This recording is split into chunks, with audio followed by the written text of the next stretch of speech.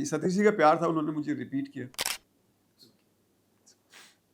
एक प्रोजेक्ट था जो हम करने वाले थे, वो वही प्रोड्यूसर्स की वजह से वर्कआउट नहीं हुआ। हम 6-6 7-7 लड़के एक ही कमरे में रहते थे, कई बार भूखे पेट सोए हैं। नमस्कार, मैं हूं आशीष। आप देख रहे हैं दैनिक भास्कर ऐप। आज हमारे साथ मौजूद हैं एक ऐसे कलाकार जिन्होंने अपने टैलेंट, धैर्य, मेहनत के दम पर विदाउट एनी गॉडफादर इंडस्ट्री में एक ऐसा मुकाम हासिल किया है जिसने आप सभी के दिलों में अलग ही प्रभाव छोड़ा है।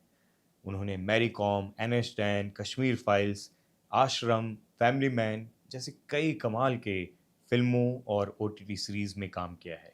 हमारे साथ हैं दर्शन कुमार। कैसे हैं दर्शन आप? ऑल गुड, थैंक यू आशीष। बहुत सारे लोग थोड़ा सा बैकग्राउंड के बारे में जानना चाहते हैं आपके, थोड़ा बचपन के बारे में बताइए। मैं दिल्ली में एक महरौली जगह है जो आपको पता होगा, कुतुब मीनार है, बहुत फेमस है। सो मेरा बचपन वहीं गुजरा, मैं वहीं से बिलोंग करता हूँ और वहीं मैंने स्टडी की। और मुझे याद है जब मैं छोटा था तो जब प्रेयर्स होती थी, पता नहीं क्यों कैसे मैं वो प्रेयर्स गाने लगा, उसमें पार्टिसिपेट करने लगा। उसके बाद जो पीटी होती है तो वो ड्रम बजाया जाता है, तो उसकी एक रिदम होती है। तो वो पहली बार उन टीचर्स ने मुझे बोला तुम ट्राई करो, और वो पहली बार में इतना फर्स्ट क्लास निकला कि बोले अब से तुम ही करोगे। तो वो स्टेज पे रहने की शायद वहाँ से मुझे आदत पड़ गई। और एक शर्मा सर भी थे जिन्होंने आपको बोला अचानक से कि कुछ करो, और आपने वो चूरन वाला रोल निभाया। आपकी रिसर्च बहुत कमाल है। BL शर्मा सर नाम है उनका, मुझे नाम याद है। मैं स्कूल में स्कॉलर था। सो टचवुड बचपन से थोड़ा कंपटीशन में रहना और इनमें बहुत पसंद था मुझे। तो मैं स्कूल में कोशिश ये नहीं करता था कि फर्स्ट क्लास में आऊँ, मैं कोशिश करता था कि सबसे ज़्यादा मार्क्स स्कूल में मेरे होंगे, और मैंने बहुत बार मुझे ट्रॉफीज़ मिली हैं उसके लिए। तो वो कहते थे कि पता नहीं उन्होंने मेरे अंदर कैसे भापा। मैं एक 5th के बाद मैंने स्कूल चेंज किया था, महरौली स्कूल में चले गया था मैं। और वहाँ जाने के बाद मैं पढ़ाई में तेज़ था, तो उन्होंने कहा तुम इस बार जो हमारा एनुअल फंक्शन हो रहा है उसमें तुम पार्टिसिपेट क्यों नहीं करते? मैंने कहा सर मैं? बोले हाँ।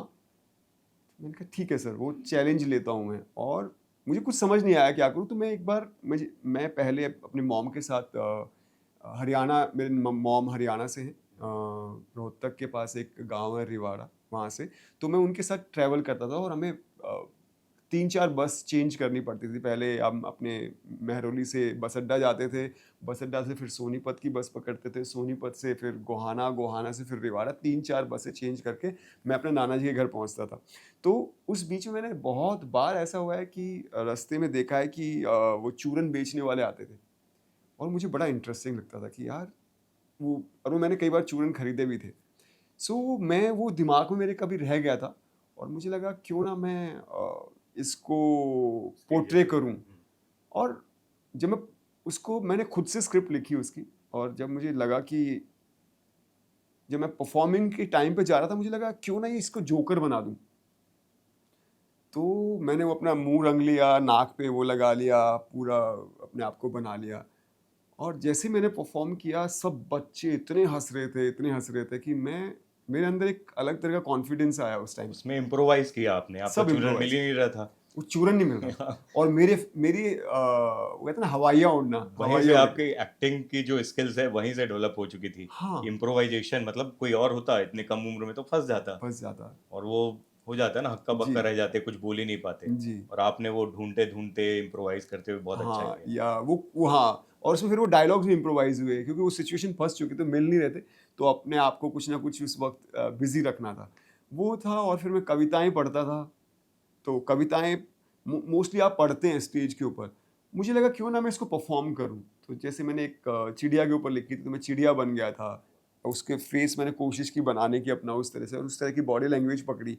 वो लोगों को इतनी यूनिक लगी कि दिल्ली के जितने मैं फंक्शंस में गया, तो फिर उन्होंने कहा कि तुम अच्छे एक्टर हो, तुम ट्राई करो, कोशिश करो आगे एक्टिंग में। फिर मैंने एक छोटा-सा ग्रुप था, मैं मंडी हाउस गया। वहाँ पर मैंने लोगों से पूछा, तो उन्होंने कहा कि मैं पीयूष मिश्रा जी से वहाँ पर वो मंडी हाउस में ही वो तब कर तक वो एक्ट वन बन चुका था। एक्ट 1 बहुत पहले था। एक्ट 1 तो मनोज वाजपेयी भाई जी, और एन के शर्मा एन जी, के शर्मा जी, पीयूष मिश्रा पीयूष जी, मिश्रा जी। सब बड़े-बड़े दिग्गज आए हैं उससे। तो मैंने उनके साथ एक गैलीलियो प्ले था। मैं बच्चा था, स्कूल में पढ़ता था। तो उसमें मैंने पार्टिसिपेट किया छोटा-छोटा उनके पीछे सिंगिंग में, और उसमें 1-2 शोज़ किए। फिर उसके बाद पीयूष जी ने कहा मैं तो बॉम्बे जा रहा हूँ, अब इसके आगे तो शोज़ करने नहीं वाला। तो मैंने कहा पीयूष जी आप प्लीज़ मुझे गाइड कीजिए, मैं क्या करूँ इसके आगे, मुझे एक्टिंग तो मुझे करनी ही है। मेरा और आप तब तक के स्कूल में ही थे? मैं स्कूल में था उस वक़्त। स्कूल के टाइम से ही पीयूष मिश्रा जी से, जैसे मतलब जी। पीयूष जी जैसे इतने ज़बरदस्त रंगकर्मी और एक्टर के साथ आप जुड़ चुके थे। मैं लकी हूँ इस मामले में। तो उन्होंने मुझे गाइड किया कि तुम कुछ भी करो, एनके शर्मा का ग्रुप जॉइन कर लो, क्योंकि वो उनके उससे, तो फिर मैंने वहाँ एनके शर्मा जी का ग्रुप जॉइन और किया। लीड मिल गया जाते ही, 1 महीने के अंदर, आज तक का रिकॉर्ड है। बहुत बड़ी बात है। बट बस प्रॉब्लम उनको एक ही थी कि मैं और नहीं बोल पाता। और हरियाणवी में डबल ओ की मात्रा नहीं होती। औरत होती है, 100 रुपए होते हैं, और सोरी होता होता है, है। और लेकिन ये और औरत और ये सब तो पता ही नहीं था। तो वो कहते पेट से बोलो, पेट से। तो वो जब तक आपको नॉलेज नहीं होती ना, तो वो थोड़ा दिक्कत होती है। तो पेट से निकलना बड़ा भारी हो जाता है। तो समझ नहीं आता कि अब ये नहीं यहाँ से बोलना है, पेट से कुछ नहीं होने वाला। लेकिन हाँ, धीरे जब उन्होंने इतना काम किया, जब मैं उस अपने आप पे काम करने लगा, जब मुझे लगा मैं थिएटर में परफॉर्म कर रहा हूँ और ये वर्ड्स क्लियर होने चाहिए, तो मैंने उस पे फिर काफ़ी मेहनत की। अब एक समय देखिए आप, मतलब वो अपनी थिक हरियाणवी एक्सेंट लेकर गए थे, जिसमें नहीं हो पा रहा था, और एक एक समय ऐसा भी आया जब आप डबिंग कर रहे थे लोगों के लिए, तो ये कमाल की आपने ट्रांसफॉर्मेशन की अपने ऊपर। हाँ, वो एक्चुअली क्या, मैं थिएटर कर रहा था। पहले नीना जी के साथ मैंने थिएटर, सहज में काफ़ी काम किया, हमने काफ़ी ट्रैवल किया। और नीना थिएटर गुप्ता। नीना गुप्ता जी के साथ, वो नीना गुप्ता जी और राजेंद्र जी का एक प्ले है, ग्रुप है। अभी तो नहीं है, लेकिन उस वक़्त था, उसका नाम है सहज। तो उसमें पंकज त्रिपाठी जी भी आए थे हमारे साथ, मैंने और उन्होंने साथ में एक प्ले भी किया है। तो उस ग्रुप में जुड़ना एक अलग कहानी है, बहुत ही लंबी कहानी है। कैसे मैं जुड़ा, तो वो हम प्ले करते थे, तो उनके साथ रहने के साथ-साथ फिर मुझे लगा कि सर्वाइव करना बहुत मुश्किल है, क्योंकि आपका प्ले के 6 महीने में 1 शो हो गया, या 1 साल में 2-4 शो कर लिए, और जब आप बॉम्बे में करते हो तो आपको कन्वेंस मिलती है, कुछ ज़्यादा कुछ होता नहीं है। तो उसमें करने के लिए, मतलब कि कैसे सर्वाइव करूँ? तो मेरा एक फ्रेंड डबिंग करता था, तो उस वक़्त 400-500 रुपए मिलते थे, पूरा दिन आपको डबिंग करो। और ये भी था कि डबिंग सीखनी है, क्योंकि अपना पहले डबिंग बहुत होती थी, आजकल तो सिंक साउंड हो गए। तो ये था कि मेरे फ्यूचर में काम भी आएगी और उससे मुझे 2 पैसे भी वो मिलेंगे। आपकी एक्टिंग भी निखारता है एक तरीके से। यस, और जब आपको पता है कि अगर किसी सीन में 19-20 हो गया सीन, और आप तो वो डब पे आप उसको इम्प्रोवाइज़ कर सकते हैं। ये जो डबिंग की दुनिया है, संघर्ष की दुनिया, इस पे तो आएँगे। लेकिन स्कूल टाइम पे आप सिर्फ़ पढ़ाई में स्कॉलर अच्छे नहीं थे, बल्कि खेलों में भी अच्छे थे। जूडो भी किया है, कुश्ती भी की है, बॉक्सिंग भी की है। वो सब दुनिया, वो उस खेलों की दुनिया के बारे में भी बताओ। ये क्रेडिट जाता है मेरी मॉम को। मेरी मॉम मुझे सुबह 4 बजे उठाती थी और कहती थी कि जाओ जॉगिंग करके आओ, या अखाड़े में सब जाते हैं, तुम जाके वहाँ पहलवानी करो। तो मुझे वो बहुत इंटरेस्ट जगने लगा धीरे-धीरे, तो मैं सुबह 4 बजे उठ जाता था, जॉगिंग जाता था, और मैं हमारे अखाड़ा है वहाँ, बहुत बड़े-बड़े टूर्नामेंट्स हुए हैं हमारे यहाँ गाँव में, किशनगढ़ गाँव है हमारा। बहुत फ़ेमस है। बहुत फ़ेमस है, तो हिंद केसरी मतलब जो इंडिया के सबसे बेस्ट पहलवान वहाँ आते थे, पूरे इंडिया से। तो मैं देखता था और इंस्पायर होता था उनसे। तो फिर मैं सुबह जाके अखाड़ा खोदता था। अखाड़ा खोदने में बहुत जान लगती है, क्योंकि मिट्टी सूखी हो जाती है, पहले पानी डालो, फिर उसको खोदो। तो एक वो प्रॉपर एक्सरसाइज़ है एक आपकी। तो वो करता था, फिर धीरे-धीरे वहाँ पहलवानी करने लगे गाँव के अपने सारे फ्रेंड्स के साथ। और जब मैं स्कूल में गया, तो मुझे याद है 10th में था कुछ, लगभग 9th और 10th की कुछ छुट्टियाँ हुई थी। तो उस वक़्त कंप्यूटर का बहुत क्रेज़ था। सो बाल भवन एक जगह है आईटीओ में। इतने पैसे नहीं होते थे, वो सरकारी गवर्नमेंट की जगह थी। तो वहाँ पर वो कंप्यूटर सिखाते थे आपको सीखने के लिए। तो मैंने मम्मी ने कहा तुम वहाँ जॉइन कर लो। जब मैं वहाँ पहुँचा, तो वहाँ पहुँचने के बाद उन्होंने कहा कि आपको 2 चीज़ें लेनी होती हैं, वो कंपल्सरी था, एक नहीं आप वो कर सकते एनरोल। दूसरा था क्या लोगे, जूडो लोगे या कुछ और, 2 4-5 ऑप्शंस और थे। मैं पहलवानी करता ही था, मैंने कहा जूडो लूँगा मैं। और फिर कंप्यूटर के साथ-साथ जूडो भी कर रहे थे। इतना मज़ा आया वहाँ पर जूडो करने में, एंड मैं काफ़ी खेला। फिर शायद आप कह सकते हैं कि रॉकी फ़िल्म या फिर सिल्वेस्टर स्टैलोन का मैं बहुत बड़ा फ़ैन था।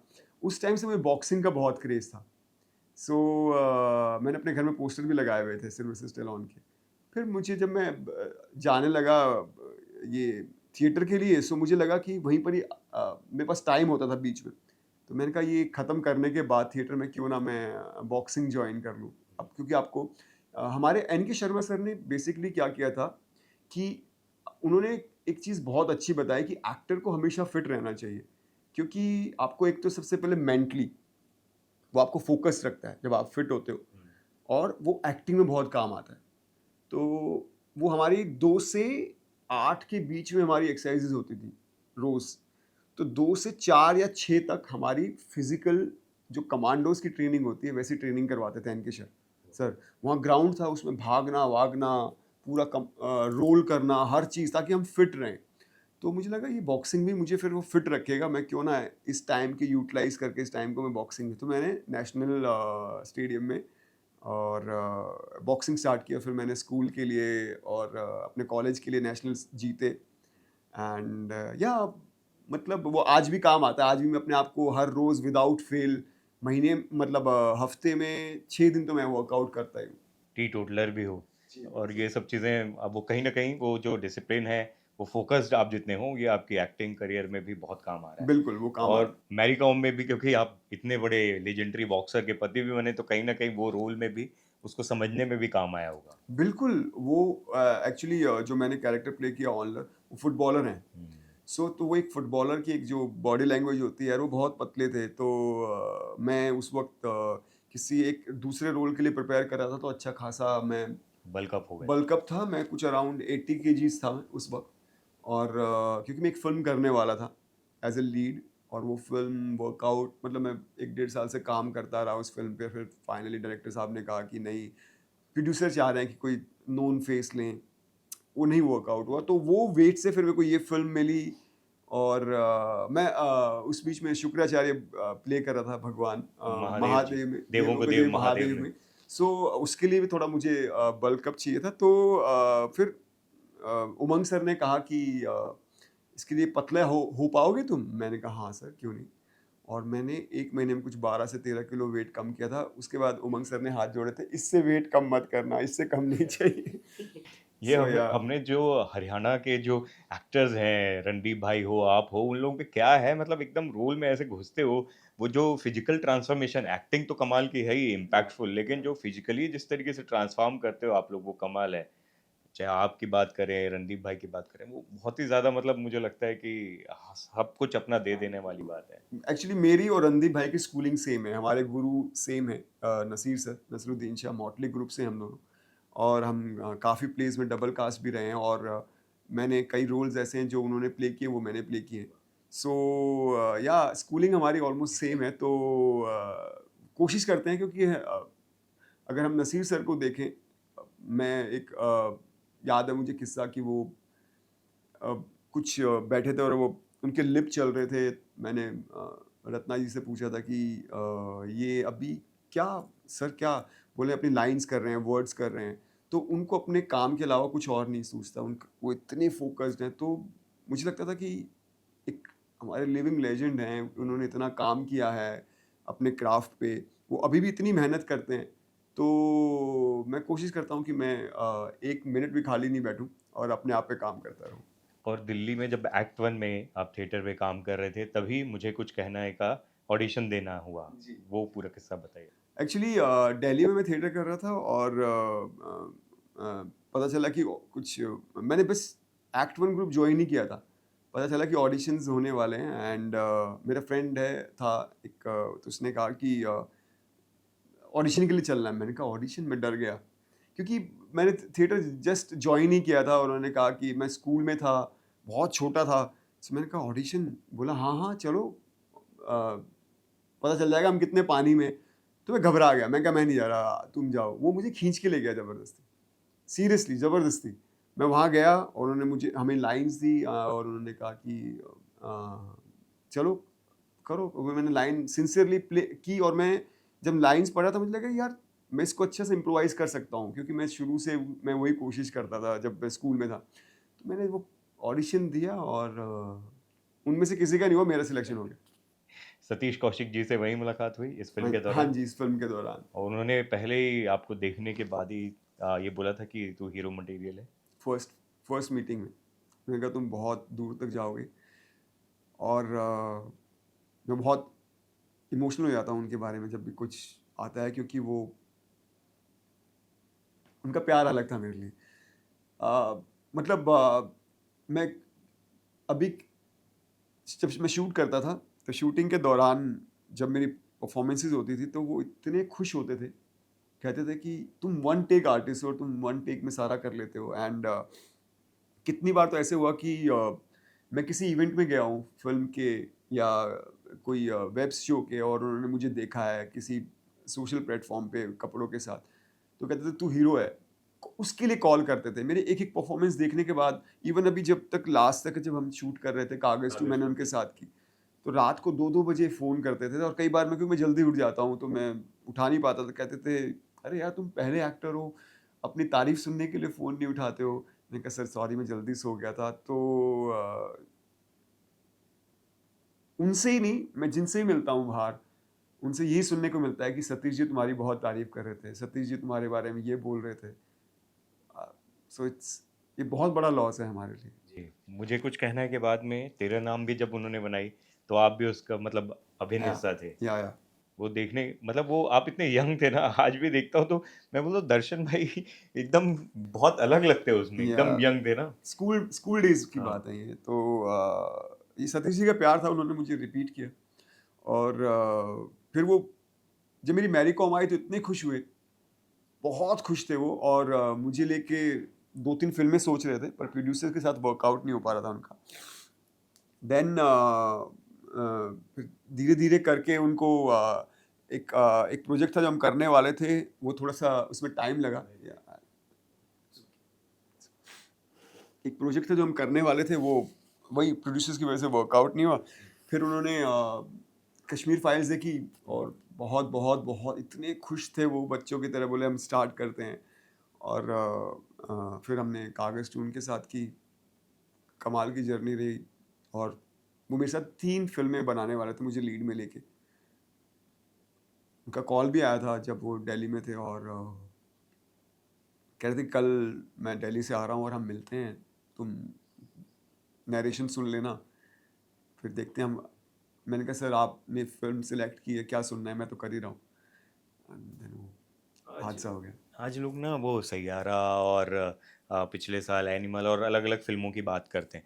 लेकिन तेरे नाम जब आई थी, मुझे मालूम है मैं छोटे शहर से हूँ, तो उसका जो इम्पैक्ट था ना, वो मतलब मासेस और क्लासेस सबके बीच में था, हर कोई। और उसमें आप बहुत इम्पोर्टेंट रोल प्ले कर रहे थे, सलमान खान के दोस्त बने हुए थे, आपके लिए लड़ता है, हर चीज़ करता है। अब वो एक्सपीरियंस कैसा था? इतने बड़े उस समय भी स्टार थे वो, उनके साथ जब काम कर रहे थे, स्क्रीन स्पेस शेयर कर रहे थे। ऑब्वियसली क्योंकि छोटे शहर से होते हैं हम, तो जब आप किसी ऐसे अमिताभ बच्चन हैं, सलमान खान है, शाहरुख खान है, ऐसे स्टार के साथ में स्क्रीन स्पेस शेयर करो और अच्छा खासा रोल हो, तो लोगों को लगता है कि यार ये कुछ अचीव कर रहा है। जी। कैसा माहौल था और सेट पर कैसा माहौल रहता था? वो आपने जैसे बोला कि सलमान भाई हमारे लिए इतने बड़े मतलब उन्हीं के उन्होंने ही उन्होंने और संजय दत्त सर ने स्टार्ट किया था बॉडी को लेके। तो उनको देख-देख के और सिल्वेस्टर स्टैलोन हुए, आर्नोल्ड हुए, इन सबको देख के हमने बॉडी वर्कआउट स्टार्ट किया था।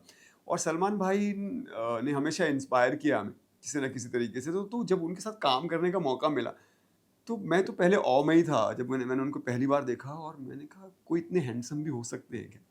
और उनका जो ऑरा, चलने की पर्सनैलिटी और तो बट मैं थिएटर से था, तो मैंने अपने कैरेक्टर को पकड़ के रखा। तो कितनी बार हुआ कि जैसे कोई इमोशनल सीन हुआ या कुछ हुआ तो वो मुझे बहुत मेरी बहुत खिंचाई करते थे। कहते थे तुम अपनी अपनी गर्लफ्रेंड्स को बहुत बेवकूफ़ बनाते होगे ऐसे इमोशनल करके। मैंने कहा नहीं भाई। सो तो बट या मतलब उनके साथ जितना भी हम मतलब वो रहा, उनका बहुत प्यार मिला। मुझे कभी नहीं लगा कि मैं सलमान भाई के साथ काम कर रहा हूँ। हम कई बार तो वर्कआउट भी एक ही जिम में करते थे साथ में और उनसे काफ़ी बातें होती थी सेट पे। सो वो एक होता है कि एक फैन बॉय मोमेंट होती है और जब आप काम करते हो इतने बड़े स्टार्स के साथ, इतने कमाल के एक्टर और पर्सनैलिटी भी इतने अच्छे हैं वो और बिहेवियर में इतने अच्छे हैं, तो मतलब वो चीज़ें ना फिर आपके साथ ज़िंदगी भर रह जाती हैं और फिर आप इंस्पायर होते हो कि मैं भी इस तरह से कुछ ना कुछ मेहनत करूँ और अपने आप पे काम करूँ। इतने सालों के बाद अभी कभी आमना-सामना होता है तो वो आज भी वो मस्ती वाला उनका अंदाज़ वो सब दिखाई देता है? यस, कभी मुझे याद है मैं आईफा अवार्ड्स के लिए गया था स्पेन। मैं NH10 फ़िल्म के लिए नॉमिनेटेड था। सो सलमान भाई बगल में बैठे हुए थे और मैं उनके पास में आके बैठ गया और काफ़ी सालों का डिफ़रेंस हो चुका था। मुझे लगा पता नहीं मुझे पहचानेंगे, नहीं पहचानेंगे, तो मैं थ्री पीस सूट में था। तो उनका पहला रिएक्शन था, ओहो! एंड फिर उन्होंने अपनी पार्टी में इनवाइट किया, जो आफ्टर शो के बाद पार्टी थी। फिर मैंने बताया भाई मैं ऐसे-ऐसे मैरी कॉम उस वक़्त उन्होंने देखी नहीं थी और NH10 के लिए अवार्ड मिला था, उन्होंने मुझे कांग्रेचुलेट किया। बोला मैं देखूँगा ये फ़िल्में, और वो बहुत खुश थे। जी। भाई ये मुझे कुछ कहना है, तेरे नाम जैसी दोनों ही हिट फ़िल्में थी। वो करने के बाद इतना लंबा वक़्फ़ा क्यों लगा? मुंबई कब आए और मुंबई जब आए तो कैसा रिसेप्शन था इस शहर का? एक्चुअली मुझे याद है मैं जब बॉम्बे आया था तो कितनी बार ऐसा हुआ था कि मैं बस से जा रहा हूँ और कोई राधे राधे या हे कनक, मेरा नाम कनक शर्मा था, कनक शर्मा ऐसे आवाज़ें आती थी। बट उसके बाद मैं पहले क्या था, ऑफिस कास्टिंग डायरेक्टर्स इतने थे नहीं, तो आपको ऑफिस ऑफिस जाके मिलना होता था कास्टिंग डायरेक्टर से। और मुझे याद है मैं एक कास्टिंग डायरेक्टर को मैं गया और मैंने बोला कि ये मतलब वो असिस्टेंट्स होते थे, कास्टिंग डायरेक्टर्स नहीं थे। तो मैंने उनको फ़ोटो, पहले आपको फिजिकली जी, फ़ोटो जी। देने पड़ते थे। तो मैंने फ़ोटो दिया और उनको कहा कि मैंने वो पहले पोर्टफोलियो करवाना पड़ता था, जी, जी, उसके लिए पैसे जी, अच्छे खासे जी। लोग खर्च करते थे। उस वक़्त पे एक-एक फ़ोटो की कीमत कुछ 5 से सा 7 से 8 रुपए होती थी और वो 4-5 5 रख लेते थे एक ही बारी में एक ऑफ़िस में। सो आजकल की तरह डिजिटल नहीं है कि आपने एक बार आप आजकल तो इंस्टाग्राम ही जी, जी। आपकी प्रोफ़ाइल हो गया, लोग इंस्टाग्राम से ही देख लेते हैं। सो वो दिया मैंने उनको और मैंने कहा कि मैंने तेरे नाम की है और ये फ़िल्में की हैं और मैं थिएटर से हूँ, तो आप बताइएगा। तो उसने कहा था कि ऐसा काम करो जिससे तुम्हारी एक फ़िल्म से ही पहचान हो जाए। सो मैंने कहा आप दे दो। मैंने कहा मैं एक्टर हूँ, आप मेरा ऑडिशन ले लो। सो बट वही था कि मैं किसी को जानता नहीं था यहाँ पर और खुद से कुआँ खोदना था और खुद से पानी निकालना था। मैं पृथ्वी थिएटर जाता था ताकि लोगों से पता चले। एक शख्स थे, उन वो मिले और उनके साथ उन्होंने कहा चाय पिलाओ, ये पिलाओ, मैंने खिलाया-पिलाया उनको। और बात चल रही थी फ़िल्मों को लेके, थिएटर को लेके, बहुत बड़ी-बड़ी बातें हुई। फिर मैंने उनसे कहा कि भाई आप प्लीज़ मुझे बता सकते हो कि ऑडिशंस कहाँ होते हैं? तो उनका रिएक्शन था, खुद से मेहनत करो, ये चाय पिला के सोचते हो तुम्हें सब बता दूँगा। मैंने कहा, मैंने मन में सोचा मैंने तो इसलिए आपको चाय नहीं पिलाई, मैंने तो इसलिए पिलाई कि चल हम बैठते हैं, इस बहाने मेरे कुछ फ्रेंड्स बन जाएँगे, हो सकता है मैं यहाँ थिएटर जॉइन कर लूँ। बट या इस तरह के रिसेप्शंस मिले, फिर बहुत टाइम लगा। तो उसके बाद जैसे मैंने बताया डबिंग, थिएटर, मुझे लगा था कि मुझे थिएटर जॉइन करना है बस, क्योंकि मैं अपना टाइम वेस्ट नहीं करना चाहता था। मुझे पता है कि जितना अपने क्राफ्ट पे काम करो उतना ही कम है। मैं आज भी अपने आप पे रोज़ काम करता हूँ। सो मुझे लगता है अपने आप पे काम करना बहुत इम्पोर्टेंट है एक्टर के लिए। तो फिर मैंने ज़िद्दो-ज़हद स्टार्ट की और बहुत लंबी कहानी है। फिर मैंने कैसे नीना जी और राजेंद्र गुप्ता जी का ग्रुप जॉइन किया, फिर नसीर सर के ग्रुप में आया लेटर। या उस समय ऐसे भी दिन आए कि बिस्किट खा के, पार्ले जी खा के भी गुज़र-बसर चल रहा है। कभी ऐसा भी हो रहा है कि किलोमीटर्स के किलोमीटर नाप रहे हैं पैदल चल-चल के पैसे जी। बचाने के लिए। कैसे फाइनेंसेस मैनेज कर रहे थे? क्योंकि आपने अपना शहर छोड़ के यहाँ सब कुछ दाँव पे लगा के इस इंडस्ट्री में घुसने के लिए आ गए थे। जी। तैयारी थी, काम भी कर लिया था, लेकिन वो जो एक क्लिक होता है या जो एक एंट्री मिलनी चाहिए प्रॉपर, वो मिल नहीं रही थी। कैसे चल रहा था चीज़ें? बहुत कठिन था। मैं बता नहीं सकता आपको। हम 6-6 7-7 लड़के एक ही कमरे में रहते थे और वो सब मस्तीखोर थे। रात भर उनकी मस्तियाँ चलती थी और मुझे उसी में सोना होता था। तो मुझे याद है मैं कान में रुई डाल के सोता था ताकि मैं सुबह उठ सकूँ, क्योंकि स्पेस नहीं होता था और मुझे अपने आप पे काम करना होता था। तो मैं 5 बजे उठ के पार्क में जाता था और वहाँ जाकर अपने रियाज़ करता था वॉइस के, क्योंकि अगर मैं 5 बजे घर में रियाज़ करूँगा तो वो लोग उठ जाते हैं और फिर वो बोलते थे हमें क्यों जगा रहा है, हमें क्यों ट्रैवल कर रहा है। तो वहाँ जाना, वो काम करना अपने आप पे, तो बहुत टफ था, लेकिन उसने बहुत सिखाया, क्योंकि हम लोग शेयर करते थे। ये डबिंग से जो पैसे आ गए या जैसे तैसे होते थे पैसे, कहीं से भी कुछ छोटा मोटा काम आ गया तो उसको सेलिब्रेट करते, किसी को कोल्ड कॉफी बना के। कोल्ड कॉफ़ी बना के। वो जिसको एक काम मिल गया, तो रात को दूध खरीदना भी एक लग्ज़री था हमारे लिए कि एक आज हम दूध ला सकते हैं इतना, और एक कोल्ड कॉफ़ी बना सकते हो, तो हमारी वो पार्टी होती थी, दूध खरीदना भी। तो सोचिए, अगर मैं इतना अफ़ोर्ड नहीं कर सकता था कि किसी रोज़ ऑटो तो छोड़िए, सपना ही है वो तो, ऑटो में बैठना इज़ लाइक ऐसा था कि मैं किसी लैम्बोर्गिनी में या उसकी बात कर रहा हूँ, उस गाड़ी में जाने की, तो वो तो था ही नहीं। पर बस का भी ये था कि रोज़ आपको एक फ़ाइट के लिए निकलना है, आपकी जंग है, और आपको मिशन एक हमारे कहते हैं जैसे सोल्जर्स निकलते हैं, एक बैग टाँगा, उसके अंदर फ़ोटोज़ डाले कि आज तो मैं जंग जीत कर ही आऊँगा, और दरवाज़े-दरवाज़े पे जाना, ऑडिशंस के लिए पूछना कि am I fit for the audition, और वो बोलते थे नहीं, बंद हो जाते थे दरवाज़े। तो वो था। अब उसमें ये था कि पूरा दिन निकले हैं, ऑडिशंस पे जा रहे हैं, तो कितने पैसे खर्च सकते हैं? फ़ोटोज़ पे खर्च सकते हैं, या जो ट्रैवलिंग पे खर्च सकते हैं, या अपने आप पे कुछ कुछ दिनों में टी-शर्ट्स खरीदनी पड़ती थी क्योंकि अच्छा दिखना होता है, या कुछ अपने आप पे क्राफ्ट उस पे तो अंधेरी स्टेशन से जो सबसे सस्ती और अच्छी दिखने वाली टी-शर्ट्स या जूते मिलते थे वो खरीदते थे। और उसमें ये था कि रोज़ बस नहीं अफ़ोर्ड कर सकते थे, तो पर जाना रोज़ था।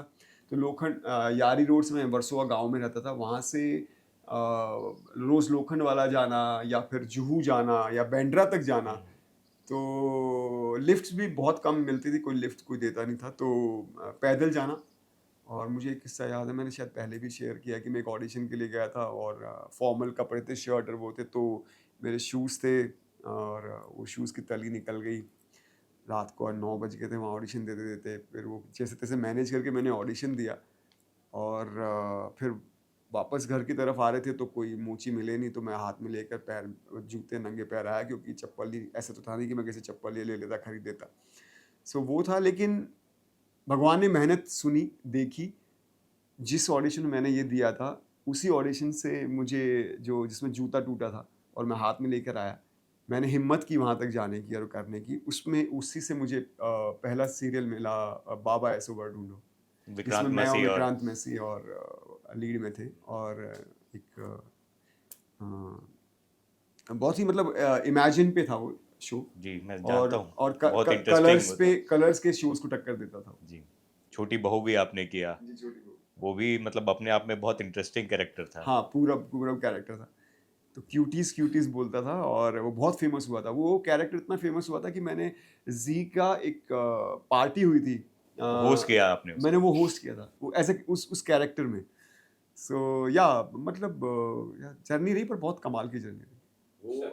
संघर्ष की बात कर रहे हैं ना हम, तो मुझे एक वो किस्सा याद आता है कि आपने किसी को इनवाइट किया घर पे, वो आपको बोलते थे कि कुछ खिलाना, और उन्होंने जो बोला आपके लिए, आप जहाँ रहते थे, उन्होंने नरक की उपाधि दी उस जगह को। वो क्या है कहानी? वो बहुत कमाल के एक्टर हैं। हमने साथ में काम किया था। मैं अभी नहीं बोलना चाहता उनका नाम, बहुत कमाल का किस्सा रहा कि बहुत टाइम से था कि चलो तुम कुछ बना के खिलाओ या चाय पिलाओ। तो मैंने उनको इनवाइट किया, आओ। मैं एक वर्सोवा गाँव के अंदर रहता था, तो वहाँ मच्छी बहुत सुखाई जाती हैं। वो था, तो क्योंकि मैं वही अफ़ोर्ड कर सकता था गाँव में रहना ही, क्योंकि वो सस्ता पड़ता था। एंड बहुत मैं खुश था वहाँ, सच में। मतलब एक बहुत प्यारी जगह है वो, बहुत प्यारे लोग हैं। वहीं से मुझे नसीर सर के ग्रुप में जाने का मौका मिला। बहुत सारे लोग वहाँ से निकल के अब बड़े एक्टर या बन गए। बहुत प्यारी जगह थी। Hmm. Seriously I miss that place. और इतने कमाल के लोग थे सारे, मुझे इतना प्यार करते थे। और मुझे याद है कि मैं जहाँ पहले नीचे फ़ोन नहीं था, तो बूथ पे फ़ोन करने के लिए आता था, और सामने ही एक जेंटलमैन थे, और वो मुझे बहुत लाइक करते थे। उन्होंने कहा कि जयराज सर हैं हमारे, मैं उनके यहाँ गाड़ी चलाता हूँ, और वो नसीर सर के साथ काम करते हैं। मैंने जैसे ही सुना, मैं पगला गया। मैंने कहा भाई आप प्लीज़ मुझे उस ग्रुप में घुसा दीजिए किसी भी तरीके से।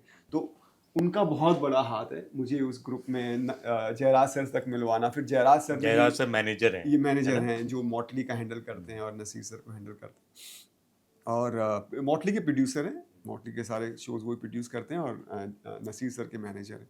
तो उन्होंने उनसे मिलवाया, दादर में मेरी पहली मीटिंग कराई थी। फिर उसके बाद मैं फ़ॉलो करता रहा।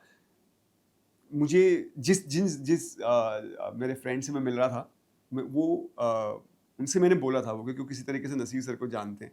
तो मैंने उनको कहा था कि मुझे प्लीज़ नसीर सर के ग्रुप में जॉइन करवा दो।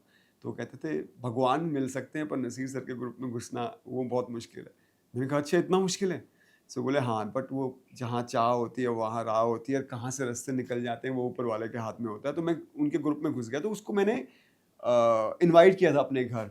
सो मैं उनको बाहर तक लेने आया, क्योंकि रास्ता बहुत गलियाँ हैं, वहाँ गलियाँ समझ में नहीं आती थी। तो उन्होंने कहा कि तू जब मरेगा ना तो तू स्वर्ग में जाएगा।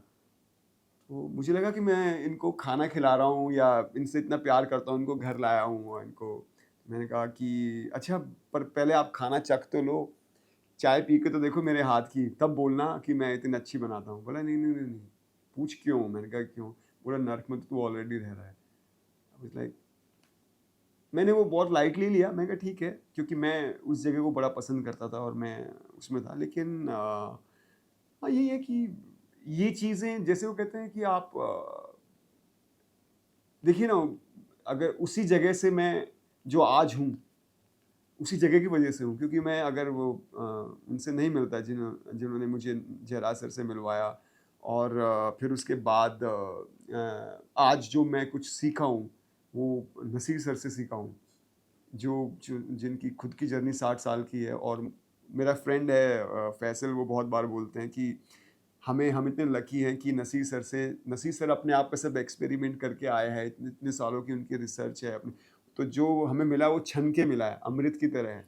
तो मैं उसमें बहुत बिलीव करता हूँ, और तो उसी जगह से मुझे देखिए रास्ता मिला आगे मिलने का। तो या मैं बहुत खुशकिस्मत मानता हूँ कि इस तरह से मुझे इस तरह की जर्नी मिली, और आज जो मैंने वो ज़िंदगी जी है दोस्तों के साथ, या फिर उस जगह पे, या धीरे-धीरे जो स्ट्रगल करके आया हूँ, वो आज मुझे सारे इमोशन देता है लाइफ़ के।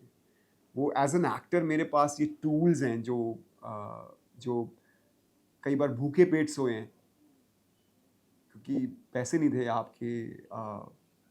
अब खिचड़ी बनानी थी, उस दिन पूरा दिन निकल गया, और वो चावल नहीं खरीद पाए, या किसी तरह पैसे नहीं थे, नहीं खरीद पाए, तो रात को खाली पेट सो गए। सो वो भूख आज एक्टिंग में है। आज जब मैं परफ़ॉर्म करने जाता हूँ या मैं किसी कैरेक्टर पे काम करता हूँ, तो मुझे वो याद आता है दिन, मतलब कि मैं इतना कुछ करके आया हूँ लाइफ़ में, इतनी मेहनत करके आया हूँ। सो इसी दिन के लिए आया हूँ। आज जो मैं कर रहा हूँ, इसी दिन के लिए मैं इतना संघर्ष किया था, तो मैं अपना 150% दूँगा, 200% दूँगा। कोशिश करूँगा कि एक-एक फ्रेम में मैं जहाँ खड़ा भी हूँ, तो उसमें भी मैं चीटिंग ना करूँ। क्योंकि यही वो जो सीख है, वो जो कहते हैं ना, सोना तप के ही कुंदन बनता है। बनता तो है या तब के। तो वो आज काम आ रहा है। ये जो इतनी तमाम दुश्वारियाँ थी, संघर्ष था, ऐसा कोई मोमेंट आया जब ऐसा लगा कि टूट गए हैं और हो नहीं पा रहा है और कुछ और करना चाहिए? एक बार हुआ, क्योंकि मेरी कज़िन हैं जो दीदी, वो ऑस्ट्रेलिया में रहती हैं, और जीजा जी, तो वो मुझे बहुत प्यार करते थे, और वो जानते थे कि मैं स्कूल में टॉपर रहा हूँ, मैं स्पोर्ट में अच्छा हूँ, मैं बहुत मेहनती हूँ। तो वो मुझे बार-बार बोलते थे कि क्या चल रहा है तुम्हारा? मैंने कहा थिएटर चल रहा है। अच्छा, कोई फ़िल्म कुछ कहीं क दिख रहे हो? मैंने कहा कोशिश जारी है। सो मेरे जितने कज़िन्स थे वो भी बोलते थे, कहीं दिखता तो है नहीं, करता क्या है तू वहाँ पर? So it was like I remember, मैं एक बड़ा इससे इंटरेस्टिंग किस्सा है ऐसे कि मैं घर पे था, बड़े टाइम बाद दिल्ली गया था, और वो अ, एनिमल्स का वो चल रहा था, टीवी पे आया हुआ था, और घर वाले डिस्कवरी देख रहे थे। सो मेरी मॉम बहुत ही स्वीट हैं, वो बहुत ही प्योर हैं, तो वो सोचती नहीं है बोलने से पहले, और उन्होंने देखा, ये बोले, अरे बेटा, यहाँ तो हाथी घोड़े भैंस भी आ गई हैं टीवी पे, तू कब आएगा? सो वो दौर था, और फिर मेरी कज़िन बोलती थी कि तुम, जिया जी भी कहते थे कि तुम बहुत मैं उनका शुक्रगुज़ार हूँ, इतना प्यार मुझसे करते थे। वो कहते थे कि तुम इतना टाइम दे रहे हो, तुम आ जाओ, ऑस्ट्रेलिया आ जाओ, तुम वहाँ पर तुम इतने मेहनती हो, तुम्हारा कुछ मैं बिज़नेस स्टार्ट करवा दूँगा, जो आज के दौर में कोई नहीं बोलता है। वो कहते थे मैं तुम्हें सपोर्ट करूँगा जिस तरह की भी चाहिए, और आज तक उनका मेरे प्रति प्यार है और मैं बहुत एहसानमंद हूँ उनका। तो उन्होंने कहा कि तुम्हारा बिज़नेस स्टार्ट करेंगे, तुम इतने मेहनती हो, इतने पढ़े लिखे हो, तो तुम मुझे पता है बहुत सक्सेसफुल हो जाओगे लाइफ में, और जो तुम्हें एक्टिंग का शौक है तो तुम यहाँ थिएटर कर लेना। तो जैसे मैंने अभी बताया कि मैं फ़िल्म करने वाला था, और वो फ़िल्म नहीं हो पाई। 1 साल तक मैं उसमें मेहनत करता रहा। मैंने बाल बढ़ाए, वेट बढ़ाया, क्योंकि एक ही फ़िल्म में मुझे 4-5 कैरेक्टर प्ले करने थे।